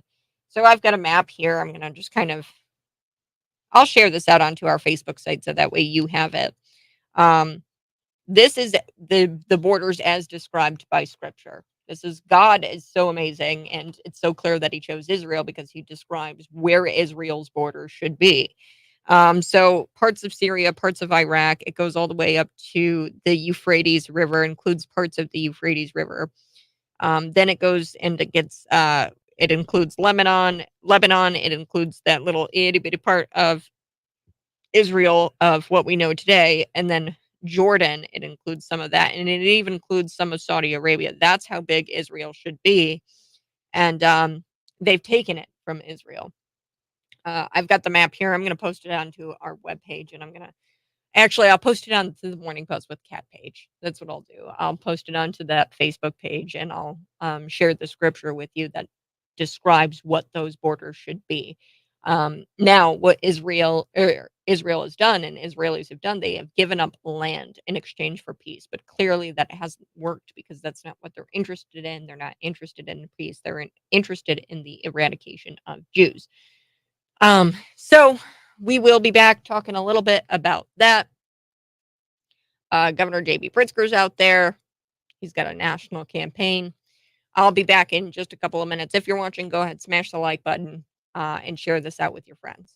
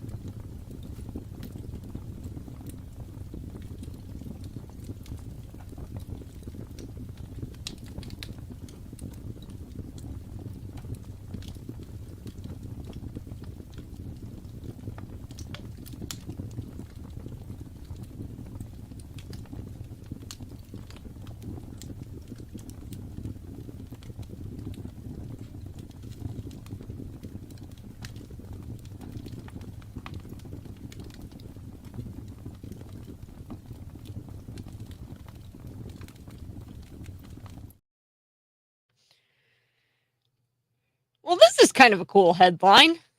Starbucks, they're suing the workers union after they put out this pro-Hamas post that led to a public boycott. Yes. So Starbucks, they filed a complaint in the U.S. District Court for the Southern District of Iowa on Tuesday against the workers union using the name Starbucks Workers United. So alleging trademark infringement. So the lawsuit was launched after the Starbucks Workers United group made posts on social media expressing support for the attack of the Palestinian terror group Hamas against Israel. So this is a Palestine Hamas. It's the same thing. I'm going to continue to say that because I think that mainstream media believes that you are too dumb. Mainstream media thinks that you're too dumb to associate the two together. But this lawsuit was launched after this Starbucks workers union. They put out a pro Hamas tweet, and the Starbucks workers union, United Union, the lawsuit states that they're essentially going to be suing because they lost business because of the post. So it was like a public boycott, given the accused uh, marks similarities to Starbucks marks. The accused marks are likely to convey to consumers a false affiliation, endorsement, or sponsorship with Starbucks. So it's not the actual Starbucks United Workers United. It was a false account, but now there's a, a lawsuit launched against them. So that was an interesting headline I saw. 309-451-9299. You can always text in. One thing I want to get to today was the Douglas Mackey case. I wanted to talk a little bit more about that because this is no longer the country you knew. I mean, you grew up in a country that no longer exists. The gulags are here. Last week, Hillary Clinton, she called for the formal deprogramming of Trump supporters. She called us cult members. And then you take a look this week at what happened in New York City. We've got Douglas Mackey sentenced to 7 months in prison after being found guilty of election interference for making memes disparaging Hillary Clinton. And it was kind of funny. If I remember correctly, the meme itself was, hey, donate to Hillary Clinton's campaign. Text this word to, some sort of text line. And it really wasn't donating to Hillary Clinton's campaign. I think there might have been like a backback or bounce back text or something like that. But now he is saying that he interfered with the election, or the courts are saying he interfered with the election, and they locked him up for that for 7 months. This isn't about throwing Douglas Mackey in jail. This is about shutting everybody up who would potentially speak out against this corrupt regime. Uh, and we live under this corrupt regime, and they want to silence you. They want to terrify you into not posting what you want to post online. Well, guess what, regime? I'm still here. Kat Peterson's still here, still standing. You're still here, still listening. And we're not going to stop. We're not going to stop putting pictures up of Doug Mackey. He went by Ricky Vaughn. You might know him from 2016. He was posting memes, good memes in 2016. We're not going to stop speaking truth to power. This will get appealed. This is going to get thrown out. Donald Trump, once he takes the oath of office in January, on January 20th, 2025 at high noon, he is going to pardon Doug Mackey day one. You can take that to the bank. And I bet that he's going to pardon all of the J6ers. Donald Trump will. And look, you guys are going to be the ones facing jail sentences now. You guys will be. I got to take a quick break, but when we come back, I'll tell you a little bit about the $100 million that Joe Biden sent to not the good guys, but the bad guys, $100 million to Gaza. Like I said, Palestinian Hamas, it's the same word. It's the same word. I'm actually going to post on my social media page. That's the Morning Buzz page. If you're interested, the actual biblical scripture and what it says, the border should be of Israel. The Bible says that Israel has been promised a certain borders in certain swath of land. They've given up large swaths of land in exchange for peace. However, they're not interested in peace. Hamas, Palestinians, they are not interested in peace. so they don't take these land. They a lot of times they won't even take the land offers, and they take the land offers, but yet they continue to try to go on the offensive and attack the Jewish people. I'll be back next. Good morning, folks. Thanks so much for tuning in. In the 8 o'clock hour, I'm very excited. We're going to be talking with somebody from the Bloomington Police Department. I'm curious about their buyback program, their gun buyback program. I'm worried about it, and I had some questions to ask Bryce. He's of the public affairs for the Bloomington PD. So I'm excited for. Um, Bryce to join us, Bryce Jansen of the Bloomington Police Department. I had a couple of questions. Number one, where'd the money come from? We know that it came from the Illinois Department of Commerce and Economic Opportunity. That's state money, and it was given in the form of grant. So, Bloomington Police Department, could they have denied that grant money? Did they have to take that grant money? Can that grant money be used for other things? These are big questions. Walk me through what to expect on October 29th, which is this gun buyback program, where it's at Six Points Road. It's from 10 a.m. to 2 p.m. And the Chief Jamal Symington said that this is another great opportunity for Bloomington Police Department to increase gun safety in our jurisdiction. So, is there an expectation that criminals will be turning in their guns or for cash? Is that the goal of this? What's the goal here? Um, so I'll be asking him those questions. His name is Bryce Jansen. He's with the Bloomington Police Department. I'm excited for him to join us so we can ask those questions. At, at its face, I was like, what? A gun buyback program? Are we trying to take guns from people? Look, folks, if the grant money's there and you've got guns, they're gonna pay you big money for the guns. I think it's like $200 for handguns, $500 for what they call a so-called assault weapons as defined by Illinois law now, which is anything over the what is it? I think it's 10 rounds for rifles. For handguns, it's anything over 15 rounds or something like that. I'd have to ask him, but he probably knows a little bit better than I do that law. I mean, that was what was held up by the Illinois Supreme Court. We do have a so-called assault weapons ban, whatever assault weapons means. Um, but as defined by Illinois law, it's baked into the cake now, folks. Um, an assault weapon is something that has a high capacity magazine, so-called high capacity magazine.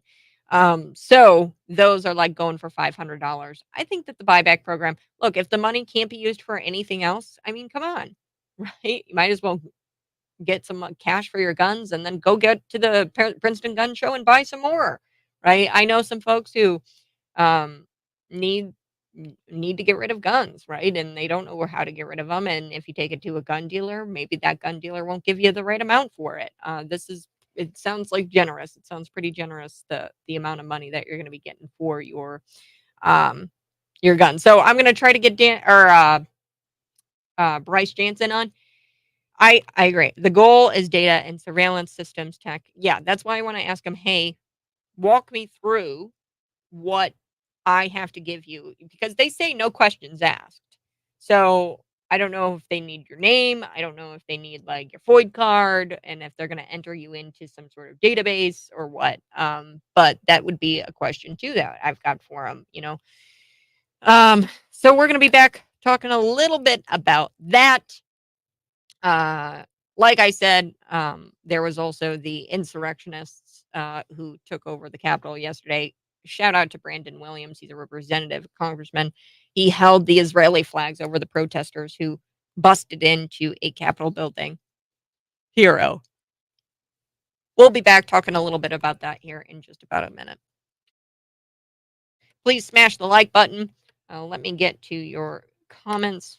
Like this one, Illinois and state departments are leading the way in the architecture of surveillance with local and state university public-private partnerships projects. Welcome the China communist hiring, profiling, monitoring. Yeah, this is all like smart cities, that kind of stuff. You're right on. You are right on, and you know your stuff.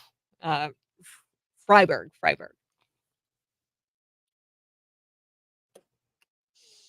In the 8 o'clock hour, Bryce Jansen will be joining me from the Bloomington Police Department. I've got a few questions about the buyback program. I do. The gun buyback program, a lot of you have been asking me about it, and I had to reach out. I was like, hey, we got to get somebody on to answer some of these questions. Number one, where's the money come from? Well, it comes from the state taxpayer money. Okay. This is grant money that was given by the Illinois Department of Commerce and Economic Opportunity. So it's state taxpayer money. But we want to ask Bryce Jansen, hey, where is this money coming from? Can the grant money be used for anything else? Could Bloomington Police Department have denied that grant money in the first place or denied receiving that grant money? Another question I had was walk me through what to expect on Sunday, October 29th. That's from 10 a.m. to 2 p.m. on Six Points Road.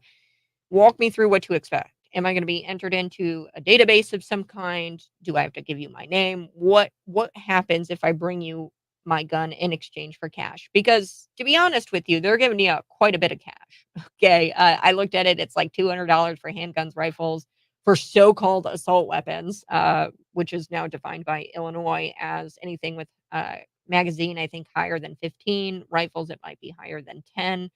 10 rounds, 10-round magazine. They're going for like $500. So, I mean, if the money's there and if I don't get entered into any kind of system, because they say no questions asked. So no questions asked, do I get my money? And like the grant money is yours. I mean, it's state taxpayer money, right? So I'm just kind of curious, also what the chief said. The chief of Bloomington Police, he said, "Hey, this is a great opportunity for BPD to increase gun safety in our jurisdiction." What does that mean? Is there an expectation that criminals will turn their guns in for cash? Is that why they're doing it? I don't know. We're gonna ask Bryce Jansen on the other side. Before we get to that, I do also want to tell you quickly about the U.S. Capitol Police writing on X, Twitter.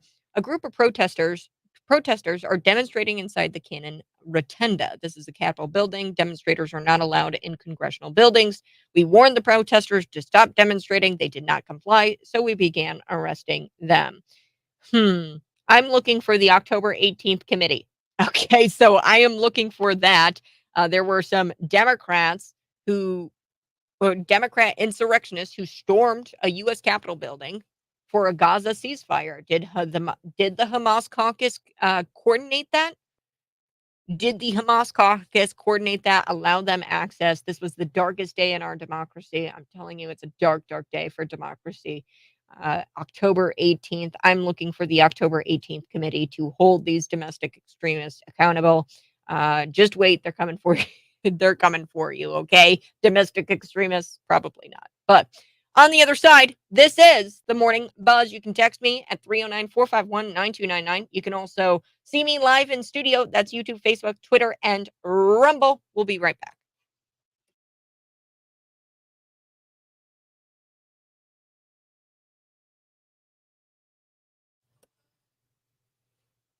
Good morning. Hey, $500 is not a whole lot of money for an AR-15. Yeah, I honestly don't know. I've never really brought a gun in. I've just been told by some folks that hey, if you go to bring your gun into a gun dealer, you won't get as much as what these prices are. So $200 for a handgun, if it's a used gun. I don't know. I'm asking questions. I'm asking questions. I know. I'd be curious what the process is like and if your name is in some sort of database after you bring the guns to Bloomington Police Department. Is it truly a no questions asked policy? Um, because I'd turn around and I'd use that state grant money to probably, or they're gonna give me that state grant money. I'm gonna turn around, buy more guns with it, right? Hey, if you're watching, go ahead and smash that like button, smash the like button. If you could, that'd be great. We are also going to be talking a little bit about the Gaza hospital that was bombed. And everyone blamed Israel right away on today's show. I'm going to dive into who was really responsible. You're listening to Cities 92.9. Smash the like button. Do it right now. I see you watching. Smash the like button and share this out. Share this out with your friends.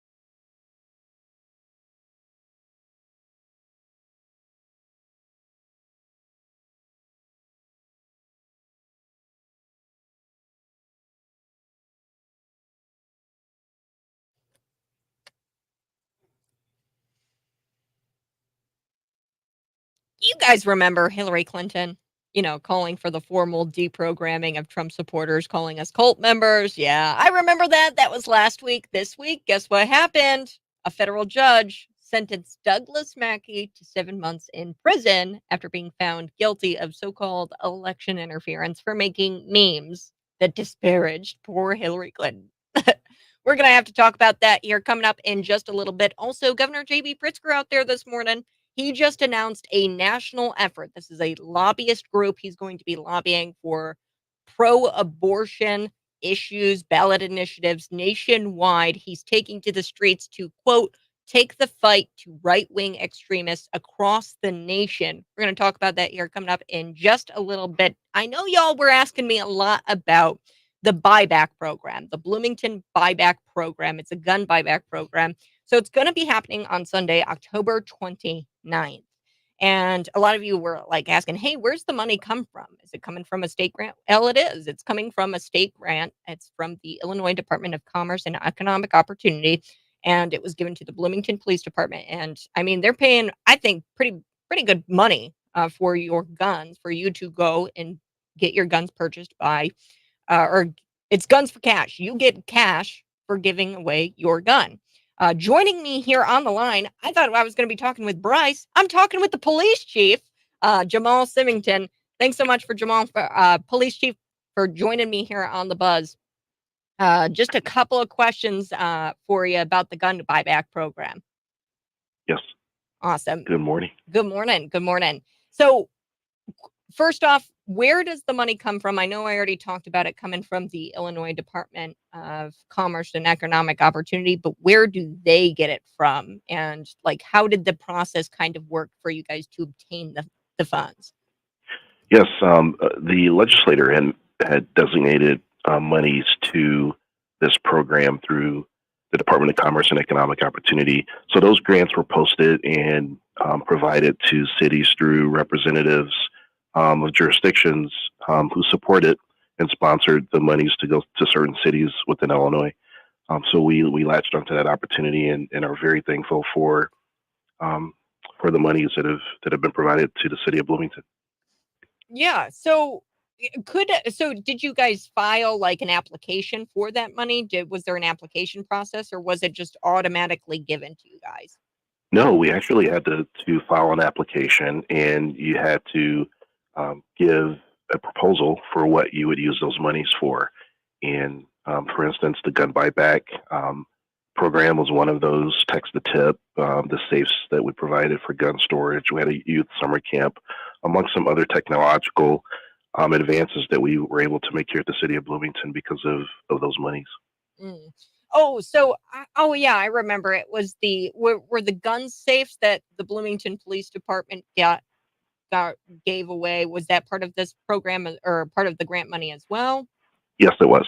Okay. Yeah, those turned out to not be so great, right, Jamal? They turned out to be what? So I think that the case or the actual gun safes, they had a problem with moisture, and they were rusting out the guns. Well, not necessarily. Any safe that is built could provide a situation where the internal cabinet could have moisture problems. Well, that occurs in any safe. So these safes were not gun safes from the extent that they have moisture controls built into them. Those safes are much more expensive. But these safes, several police officers have these types of safes in their homes. Those who have lots of guns, they've used these types of safes as well. But it's a matter of putting a moisture pack in those to prevent the rusting, and they work just as well as any very expensive gun safe. Okay. So they're just not your top of the line gun safe, and it's on the gun owner if they're using that safe to put a moisture pack in there. That is correct. Yes. Got it. So back to the grant money. Could it, and we talked about it, could it be used for other things? Obviously, you guys used it to buy those safes and to give those safes out to Bloomington resident or Bloomington gun owners. Yes, we allocated roughly $60,000 to the gun or to the safes that were provided for gun safety. Yes, that is correct. And again, that's one of 8 different programs that we brought. The two-pronged proactive gun availability reduction effort were definitely um, the most important of those programs, and that's the safes and this opportunity to buy back guns from residents of Bloomington who feel that they no longer want to have those guns in their households. And I have in my law enforcement career, I have experiences, but definitely even before becoming a police officer, I had 2 friends who were accidentally killed because a gun was not secured in the home. So those things happen, and some residents, for instance, they may lose a loved one who had several guns in their household, and they want to get rid of those because they no longer want guns in their houses. On a regular basis, we have folks that call us to come retrieve guns from their homes, or they bring guns into the police department saying, "I wish to relinquish this. I no longer want it. The person that owned it is deceased now, and I don't feel safe having a gun available in my home." So again, this provides an opportunity for the community to get some cash in exchange for turning in a weapon. hmm So you keep saying like gun safety. This is a great opportunity for BPD to increase gun safety in our jurisdiction. So is there like an expectation? I know you said that there's going to be no questions asked. You bring the gun, you get the cash. So is there an expectation that criminals are actually going to turn in their guns for cash? And in the same vein, is there an expectation that criminals are going to come and grab their gun safe and put their guns in safes? Well, we haven't said this is a program for gun criminals or criminals. This is a program for residents of Bloomington, whether they have a criminal background or not. Again, this is an opportunity to take guns from those households or those individuals, whoever they may be, to secure those and eventually destroy them. Mhm, mhm. So walk me through what to expect on Sunday, October 29th, folks. That's the gun buyback. It's going to be on October 29th on Six Points Road from 10 a.m. until 2 p.m. or until funds run out. Which we're going for, I think it's $2 or $200 for rifles, handguns, $500 for so-called assault weapons, which defined by now Illinois state law, which is anything over, what is it, 10 rounds, chief, for the rifles, and anything over 15 rounds for the handguns. Yes, so there are 3 designations. We have $200 for handguns, rifles, and shotguns. $400 for ghost guns. Those are guns that are not properly manufactured and serialized by a gun manufacturer, and then $500 for any assault weapons. Okay. So the or what should I expect? So I come in, I've got an AR-15, which is an Armalite rifle. I've got one of those, and I want to get some cash for it. What should I expect? Well, we want residents to secure any weapons they wish to turn over, um, unload it in the trunks of a car or the back of an SUV. You drive down the lane, we'll have officers directing the person to a station within the driveway there, and the officer will go to your trunk and retrieve the weapon, check the validity to make sure the weapon fits a certain category, and then cash will be exchanged for those weapons, and you'll be on your way. There's no documents to sign. We're not asking for identification or anything of that nature. We just want to make sure that this is available to Bloomington residents only. Okay. So one thing, do I have to give you like my name? Is my name gonna be written No, down? It's no, just ma'am. they come, they give you the cash, cold hard cash for the gun. That is correct. Yes. Hmm. So earlier you were telling me a little bit about, people who had a gun safety issue in the home. You gave me a personal story. Thank you, Chief, for the personal story. You know, somebody who, had a gun in the home and it wasn't properly secured in the safe. On a percentage, or like, do you have how many cases like that happen where you have like unsafe gun or like guns in a safe that or guns that aren't properly secure and are used in a crime in a home? Do you have percentages like that in Bloomington? Well, that's a deep question. So there are many categories. We know that guns have been stolen out of homes, and the guns that are stolen in burglaries, for instance, were not secured in any way. Um, Guns have been stolen out of cars, unlocked cars, or where the gun was not properly locked within a vehicle. We've had guns used in suicides as well.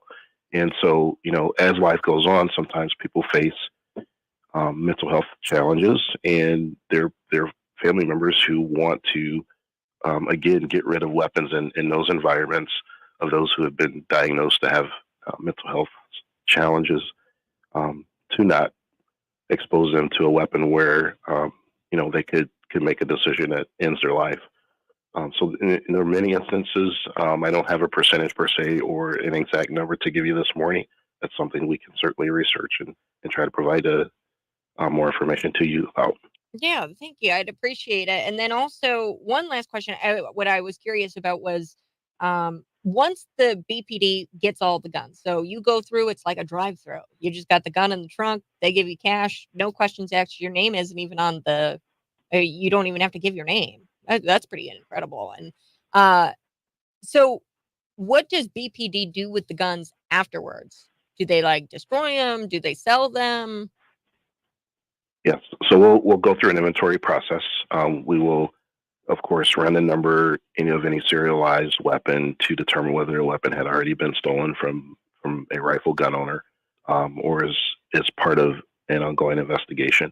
For those weapons that are a part of an investigation, those will be set aside, and the detectives will look more into that. The other ones that are clear, not stolen, not associated with any crime, those will then be destroyed, like we destroy any other weapon we have here at the police department. Um, So the guns that what if, criminal comes through, wants to get rid of his gun, has been used in a crime, this gun, what's the procedure then? Do you go after that guy? well, again, it's about conducting an in-depth, diligent investigation. So wherever the investigation will lead us, we will concentrate on the gun and its relationship to a crime, and then work the case from there and follow up on any leads that may develop. Awesome. Well, I think that's going to do it for us. I've actually got to take a break here, Chief, but Police Chief Jamal Symington, thank you so much for joining me. Anything else you'd like to add? You're welcome. We're excited for this. We're excited for the community, and I know there are several groups that support this initiative, and we look forward to providing a service to our community in an effort to keep it safer. Wonderful. Thanks, Thank you for Chief. your time. You have a great rest of your day. You too. Thanks. All right, folks, we're going to be back on the other side, unpacking it all. BPD, you go, you get cash for your guns, no name, no nothing. That's pretty cool.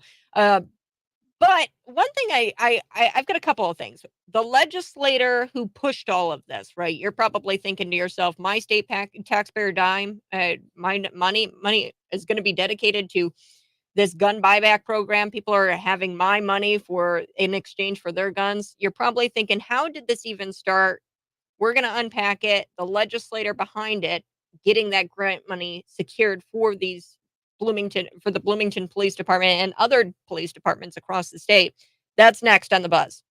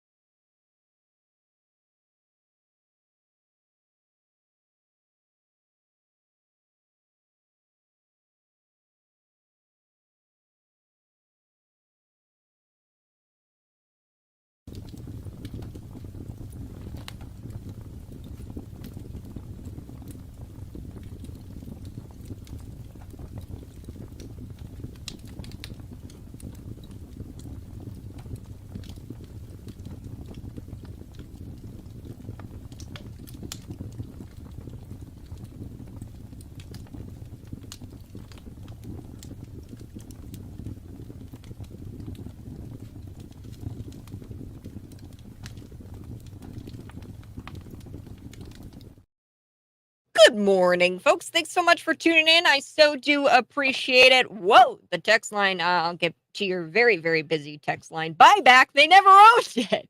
Yeah. They never owned it. Are they saying government owns everything to begin with? Yeah, I don't really like the terminology either. One question or one comment I really like comes from the YouTube comments. He says Bloomington is a test case for tax-backed campaigns like this seems. Yeah.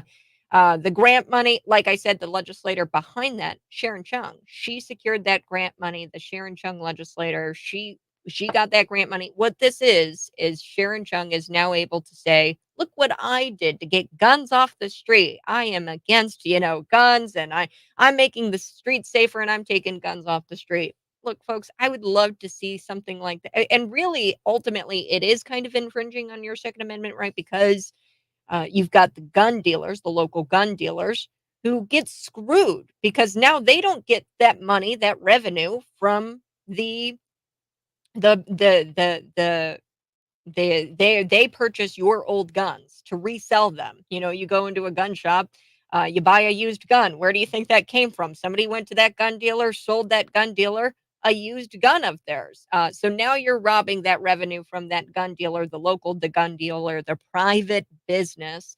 And they're already stretched very thin because now with the state of Illinois has limited their ability on what kinds of firearms they can even sell. So in a way, this is infringing because now we've put a thumb on, again, the local gun dealers or private business, and we've thrown it into the hands of the state. We've thrown it into the hands of government, and they have this grant money. And look, folks, the grant money's already there. Somebody, if they don't take your name, you're not going to be put into a database. Now, I don't know if there's cameras there, if they're taking and tracking your face, or if they're doing license plates cameras. I forgot to ask Jamal Symington that, the police chief, but I think that he answered the questions very well. The grant money's already there, and it's like, I don't even what's next? If you don't have an EV and they want you to have an EV, are they going to, get a state issued car and do kind of like a, hey, your gas powered car, turn in your gas powered car in exchange for cash, no questions asked. And, like, are there going to be any like that would really peeve off some of the people who sell gas powered cars, the used car dealers, right? Used car dealers, they don't typically sell the electric vehicles. The, smaller car dealerships, they don't have Teslas on their lot, right? So you're kind of screwing them too. So there's so many questions, and I don't like the program in general. I think that perfectly sums it up. I think that this is a test case for a tax-backed campaign. Sharon Chung is trying to get her talking points lined up, ready to go. Hey, look what I did to curb gun violence or whatever. And she's using state taxpayer money to do it. It's genius. It's evil genius. Because now she doesn't have to use her money to campaign on things like gun issues as a Democrat. Okay, it's fine to be against guns, whatever. That's your right. You can go campaign on that as a Democrat. It's unconstitutional, and I disagree with it. However, it starts to get really evil when you start to use other people's money to campaign on those issues. That's not cool without their consent. Okay, like that's not cool that you're using my money to give to some Joe Schmo, possibly a criminal, in exchange for guns, right? From Joe Schmo. I mean, possibly the guy is going to be investigated and jailed by the Bloomington police. That's not my words. That's the Bloomington police chief. He said that, hey, we're going to do, the necessary thing. If a criminal comes through and that gun has been used in a crime, or if somebody comes through and that gun has been used in a crime, we're going to do an investigation into that gun and what crimes they've been used or what crimes have been used with that gun. So here's my money going into the pocket of potentially someone who murdered somebody with a gun. It's just not right, the program itself, but it's already there. The money's already there. And I mean, this is a way to get cash. And I know you guys are 2A advocate, 2A people, and you've got guns. So joining me, I'm very excited. Sheila Montney is going to be talking with me about the downtown Bloomington streetscape. We're doing the local hour here. We did the Bloomington. We're doing a Bloomington hour, which is great. Sheila Montney joins me, the downtown Bloomington streetscape. I've talked about it a little bit. We've got an article out on cities929.com about this. Now, I think that you voted no originally for the $750,000 to be allocated to really, I don't even know what, conceptual design. So walk me through what this $750,000 is supposed to be used for. Sheila, thanks so much. No, it's my pleasure. Thank you for having me here this morning. Yes, what was up for vote in August of 2022 was a consulting agreement to revisit all of the prior studies for downtown Bloomington and come up with a conceptual design for streetscape. That plan laid out gathering data, visiting with people in focus groups and things like that. I voted against it because I felt like the analysis had already been done. And in fact, the folks for the most part who participated in the committee that was ultimately set up were those who had previously participated in the other efforts. So there was a counter proposal, if you will, on the table during that vote, and that was that we agree to a short-term, much narrower scope to aggregate all of that data and refresh it. I think, that here we are a year and 2 months later, and we're really just at a very conceptual level in terms of what was proposed for that amount of money. Yeah, well, and that's one thing too that we wrote in our story. 12 months has passed. There's no true involvement. Now there has been. There was a recent city held community open house in regards to this project on October 11th. Up to this point, October 11th, there really wasn't a whole lot of general public involvement, correct? I think you're right, Kat. And that was something that was discussed and was intended to be part of the program. There was going to be a schedule with a series of meetings and the opportunity to gather that input during that 12 months. We never saw on the council the detailed plan that was ultimately agreed to in the contract, but that was my understanding as to what was going to occur. The council during that 12 months, we received one update after a December meeting of the commission or committee, I guess, that was put together around this program. Yeah, well, and I mean, we asked them what the money was for. So far, of the $750,000, they've spent $450,000. So they're going to spend the entire $750 for the design phase, right? Well, the proposal that came before council said the detailed drawings, the detailed engineering plan, et cetera, was not going to be included in the consulting agreement that we voted on in August of 2022.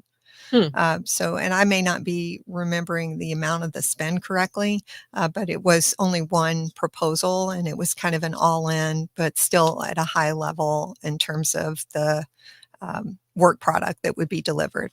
Yeah. Well, and that's what, so Chris Steitzel, he's the business unit director of Crawford Murphy and Tilley. Crawford Murphy and Tilley, it's the city's lead consultant on this project. He said that the project is about 60% complete, and that's about the same pace as the billing. So when you calculate that out, it's $450,000 so far, I guess. I don't know if I'm right on that, but. Yeah, I mean, I think that kind of requires us to step back and really talk about what did the council vote on. The council voted on a 12-month plan for a specific amount of money. And that's what passed. So the fact that they may not be billing at that rate, I can't speak to that. But the contract was to have been a 12-month agreement, I believe.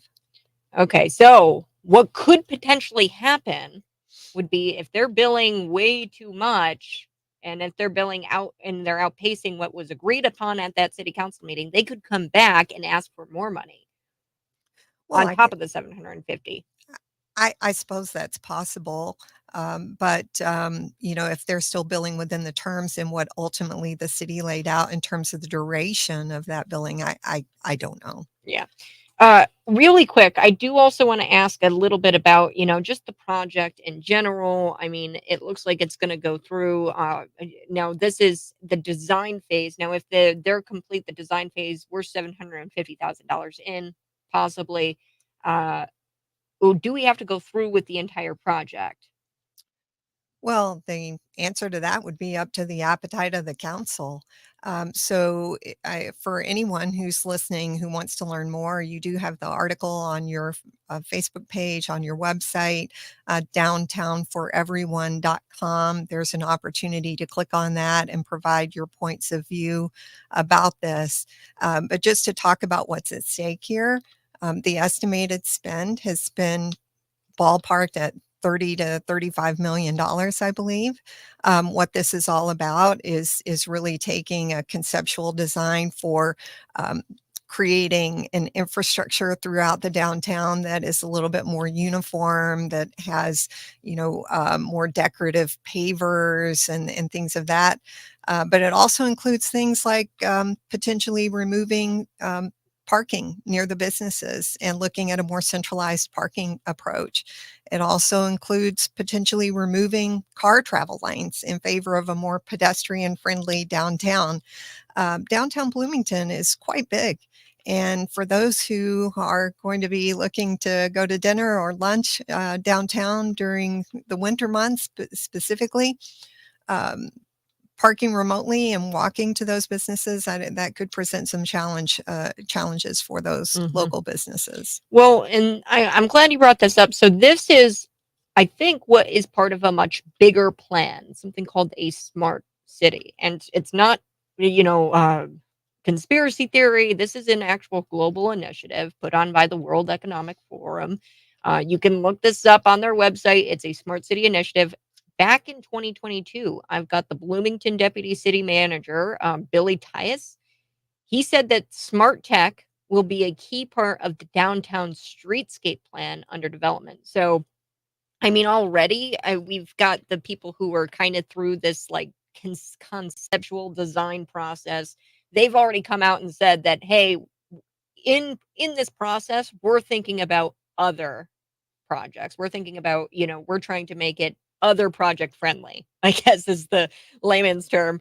But your thoughts about it, I mean, is this going to be a 15-minute city, smart city, where everything is walking, there's no cars, and you don't have to really leave downtown Bloomington if you live there? Well, the term smart city is like many of the other terms that we have today that are, I guess, what I would call at the headline level, means a lot of different things depending upon who you're reading about and how they're interpreting that. In some lanes, people are interpreting that and providing public access Wi-Fi. Um, there were even consulting reports during the period of COVID that were saying we can use technology to determine if people are socially distancing. That is in a report that I read during 2021 in this lane of smart cities. So I think what this is all about, as it has been positioned to us, is truly about downtown Bloomington, how to continue to make it relevant. And downtown Bloomington is actually doing pretty well right now. I think, there are a lot of people advocating for this, including members of the Chamber of Commerce that want to see us, you know, um, make it look more aesthetically pleasing. There are also some things that came from the COVID-19 that people are interested in seeing a more permanent infrastructure for, and that is the popularity of outside dining in downtown Bloomington, Mm. and also the farmers market and the concerts on the square that have been taking place. They've become very, very popular, and they're looking to figure out, can we create some type of permanent infrastructure that may make those events and the outside dining a little bit more a part of every day and not just looking like something that was temporarily set up. Yeah. Well, and I'm just going to read from a Bloomington resident. He says, "My main concern is that downtown is becoming a money pit." He says, "We spent millions and millions of dollars on Grossinger Motors Arena, which is not making money. And even this building," and he was that's where the community open house was at the BCPA. He says the BCPA doesn't make any money on its events. We're just spending money and there's no return on investment. Thoughts there? Well, I can't disagree with what he is saying there. Um, you know, one of the things that I think about is stepping back and looking at what's the current state of the economic engine of downtown Bloomington. Downtown for communities is important. It's an icon. It's kind of the the not just welcome mat of the city, but it's really its city origins and its historical significance. And Bloomington's downtown has a lot of historical significance. So I certainly support a strong downtown, but I believe a healthy economy is where that all starts. And that starts with the successful businesses and an ecosystem around the economic engine that supports downtown and allows it to thrive. Mm-hmm. So what am I interested in? Well, one of the things I'm interested in is what's going on with the property taxes downtown. And, just this week, the Panagraph published the delinquencies in terms of property taxes. I mean, there's a large property in downtown Bloomington that happened to have been on that list. So, I think it is important to kind of step back and think about how are we going to make this sustainable? If this investment is ultimately made, and I don't know whether or not it will be or will not be, then, we need to make sure, first of all, it doesn't harm the economy in terms of the businesses generating income in downtown Bloomington. And because it could, because you're looking at, people not driving in to go out to eat. They're not going to be driving it because you're eliminating car lanes, like traffic. You can't get in unless you live there and walk. Right. And, when you look at the population of Bloomington and you look at what percentage of people live right there in downtown, I've been told that number is about 1,000. But you need the surrounding area. You obviously, in order to make downtown thrive, it really does need to be, quote, downtown for everyone, as the mantra was chosen to name this program. And so how do you facilitate that? I personally think, this removing car lanes and making it pedestrian friendly. I don't think that's realistic in the climate that we live in. And I also don't think that's realistic when you think about people traveling down town with young children, with circumstances where parking remotely and taking a shuttle or walking to the other side of downtown would be effective. Same thing with people who need accommodations and, who are part of our community that, if you're going to park remotely and use, for example, a wheelchair, there's a lot of incline in the the sidewalks between the Market Street Garage, for example, and the Museum Square. Yeah. Well, we've got to take a quick break, but Sheila Montney, one more quick thing: $750,000 for consulting and for designing. It sounds like a bit of a sham. Well, I mean, like it doesn't sound like that. It takes that much money to pay these people to sit around a table and throw ideas at the wall, or what? I mean, that is something that I do have strong opinions about. I did vote against the consulting agreement. And it has nothing to do with being against downtown. And, anytime we make things all or nothing, it makes me very uncomfortable. And I feel like that's kind of where we are here with the streetscape right now. The other piece, too, is opportunity cost. But I really felt like the proposal that was made that would have truncated this agreement, set it for 90 days instead of 12 months, and now we're at 14, could have produced the same result at a lot less cost. Yeah. Well, Sheila, anything else you'd like to add? No, just appreciate being here today, and I encourage everybody to share their views on this downtown streetscape on that website, downtownforeveryone.com. It's right there, the headline: Global Initiative coming to Bloomington. Downtown plans revealed. That's our headline on cities929.com. You can scroll down, and we've made it really easy for you to click on the link. It's called Downtown for Everyone. You can visit there and provide your feedback. I'll be back on the other side. This is The Morning Buzz.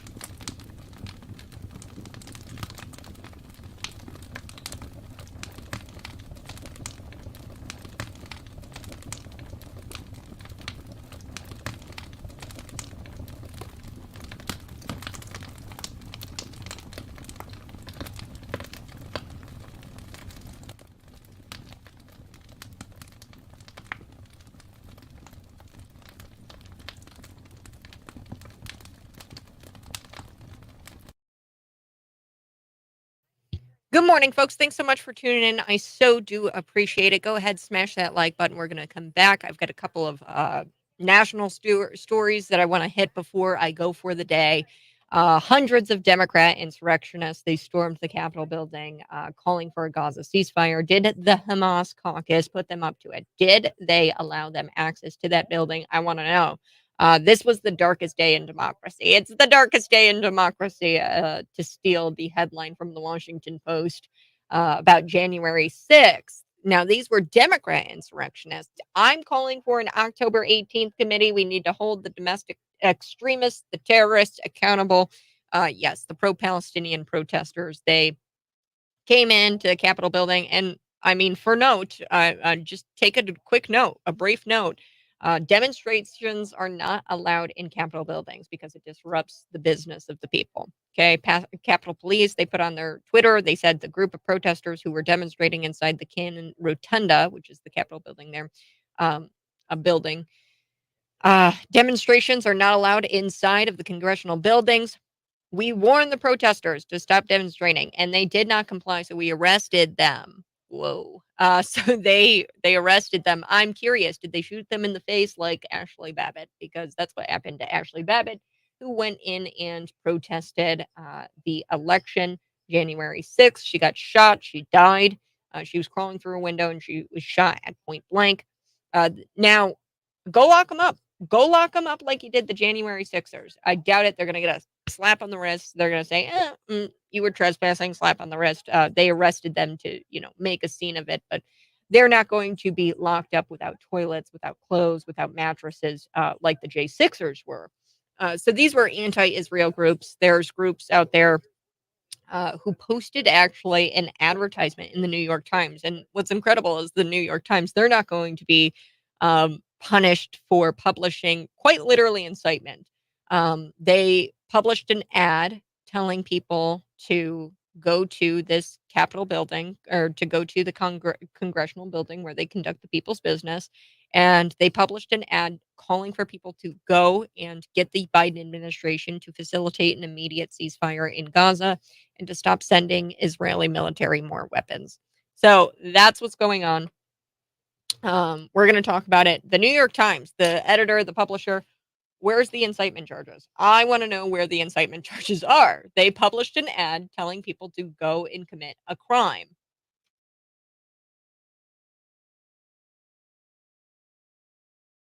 David Paul's in studio. Good morning. This is the Morning Buzz. It is Insurrection Radio at its finest. That's me. But the Dems don't have Insurrection Radio, even though they performed an insurrection on Capitol Hill. I don't think I told you this. So a while back, I was thinking about Annie from the Washington Post, who published a hit piece on our publication, Cities 92. On behalf of Governor Pritzker. 100%. There's no way that there's not a correlation there. But she came up and did an expose, followed me around all day for like the entire 12 hours. She followed me around my movements and tracked them. She tried to follow me. I lost her a couple times. And David was running from Annie.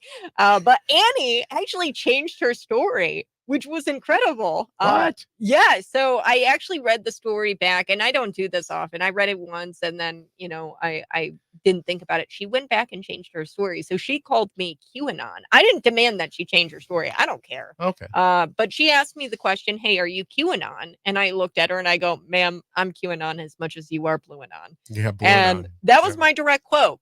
She claimed in her article that I was QAnon. She claimed in it that I was QAnon. She turned around, changed it, and she quoted me directly. So At first, she did not include my quote directly where I said, ma'am, I'm QAnon as much as you are Blueanon. So I assumed that she was Blueanon because she put there, hey, but she went around and changed her story. I believe that the liberals created QAnon because I had never heard about QAnon until a few years ago when one of my friends, a devout lib, mentioned QAnon, asked me what I knew about it. And I was like, I don't know. I'll have to do some research on it. And the more it built up, the only people I ever heard talking about QAnon were leftists. I've never even heard of it. I've never even. So she used one of the pictures. I was at a Trump rally, Yeah. and it's kind of a meme. Yeah. Honestly, Yeah. I meme the left. The left Yeah. can't meme. I meme the left. I point up at this like big. It was a banner that said "I'm Q" or "I'm I'm Q. QAnon" or something, Yeah. and I posted it and I was smiling and I'm Q. Whatever. It's. Yeah. Sorry, I don't even know what QAnon really is. Well, they dropped that because now they knew that it had no traction because that's what they tried. I mean, they try so many things. They throw it at the wall. Now it's just mega, right? Now Everything's it's just MAGA Republic. mega. MAGA. Anything about making America great again, I am all for. Yeah. Well, we've got to talk about the insurrectionists, the Democrat insurrectionists. Yes. And what's the over under? Are they going to be jailed like the J6ers were? Is there going to be an October 18th committee? I think it's catch and release, the cat. I think it's catch and release. I think anybody that was arrested will not be held. They weren't Unfortunately, shot like Ashley Babbitt was. We know that. But and unfortunately, I mean, that is a life that was lost that day. And as crazy as it is, I'd like to know when we are going to start seeing additional information, whatever spooked Tucker Carlson. I understand Kevin McCarthy handed over. Obviously, he was trying to shift responsibility for J6 and the J6 committee and shifted that to Tucker. And of course, Tucker ran the article, right, on J6 and all the footage that was there of Capitol Police officers ushering people in. Yes. And suddenly Tucker was fired, right? Now it looks like Tucker has funding for his own media company. Yay. Cheer, cheer, cheer. Private business strikes again. The free market economy has shown that Tucker is more relevant than any of the modern media. I'm going to call them modern media. Is that modern media? I call them the dinosaur media because they're dead. That is a good one. You're right. They're dead. Yeah, nobody really watches that stuff anymore. People aren't paying attention to that. And those that are literally zombies. They are the Walking Dead, and it's unfortunate. Get outside of your comfort zone and start really asking questions. Ask questions about everything. We just had Sheila on the air.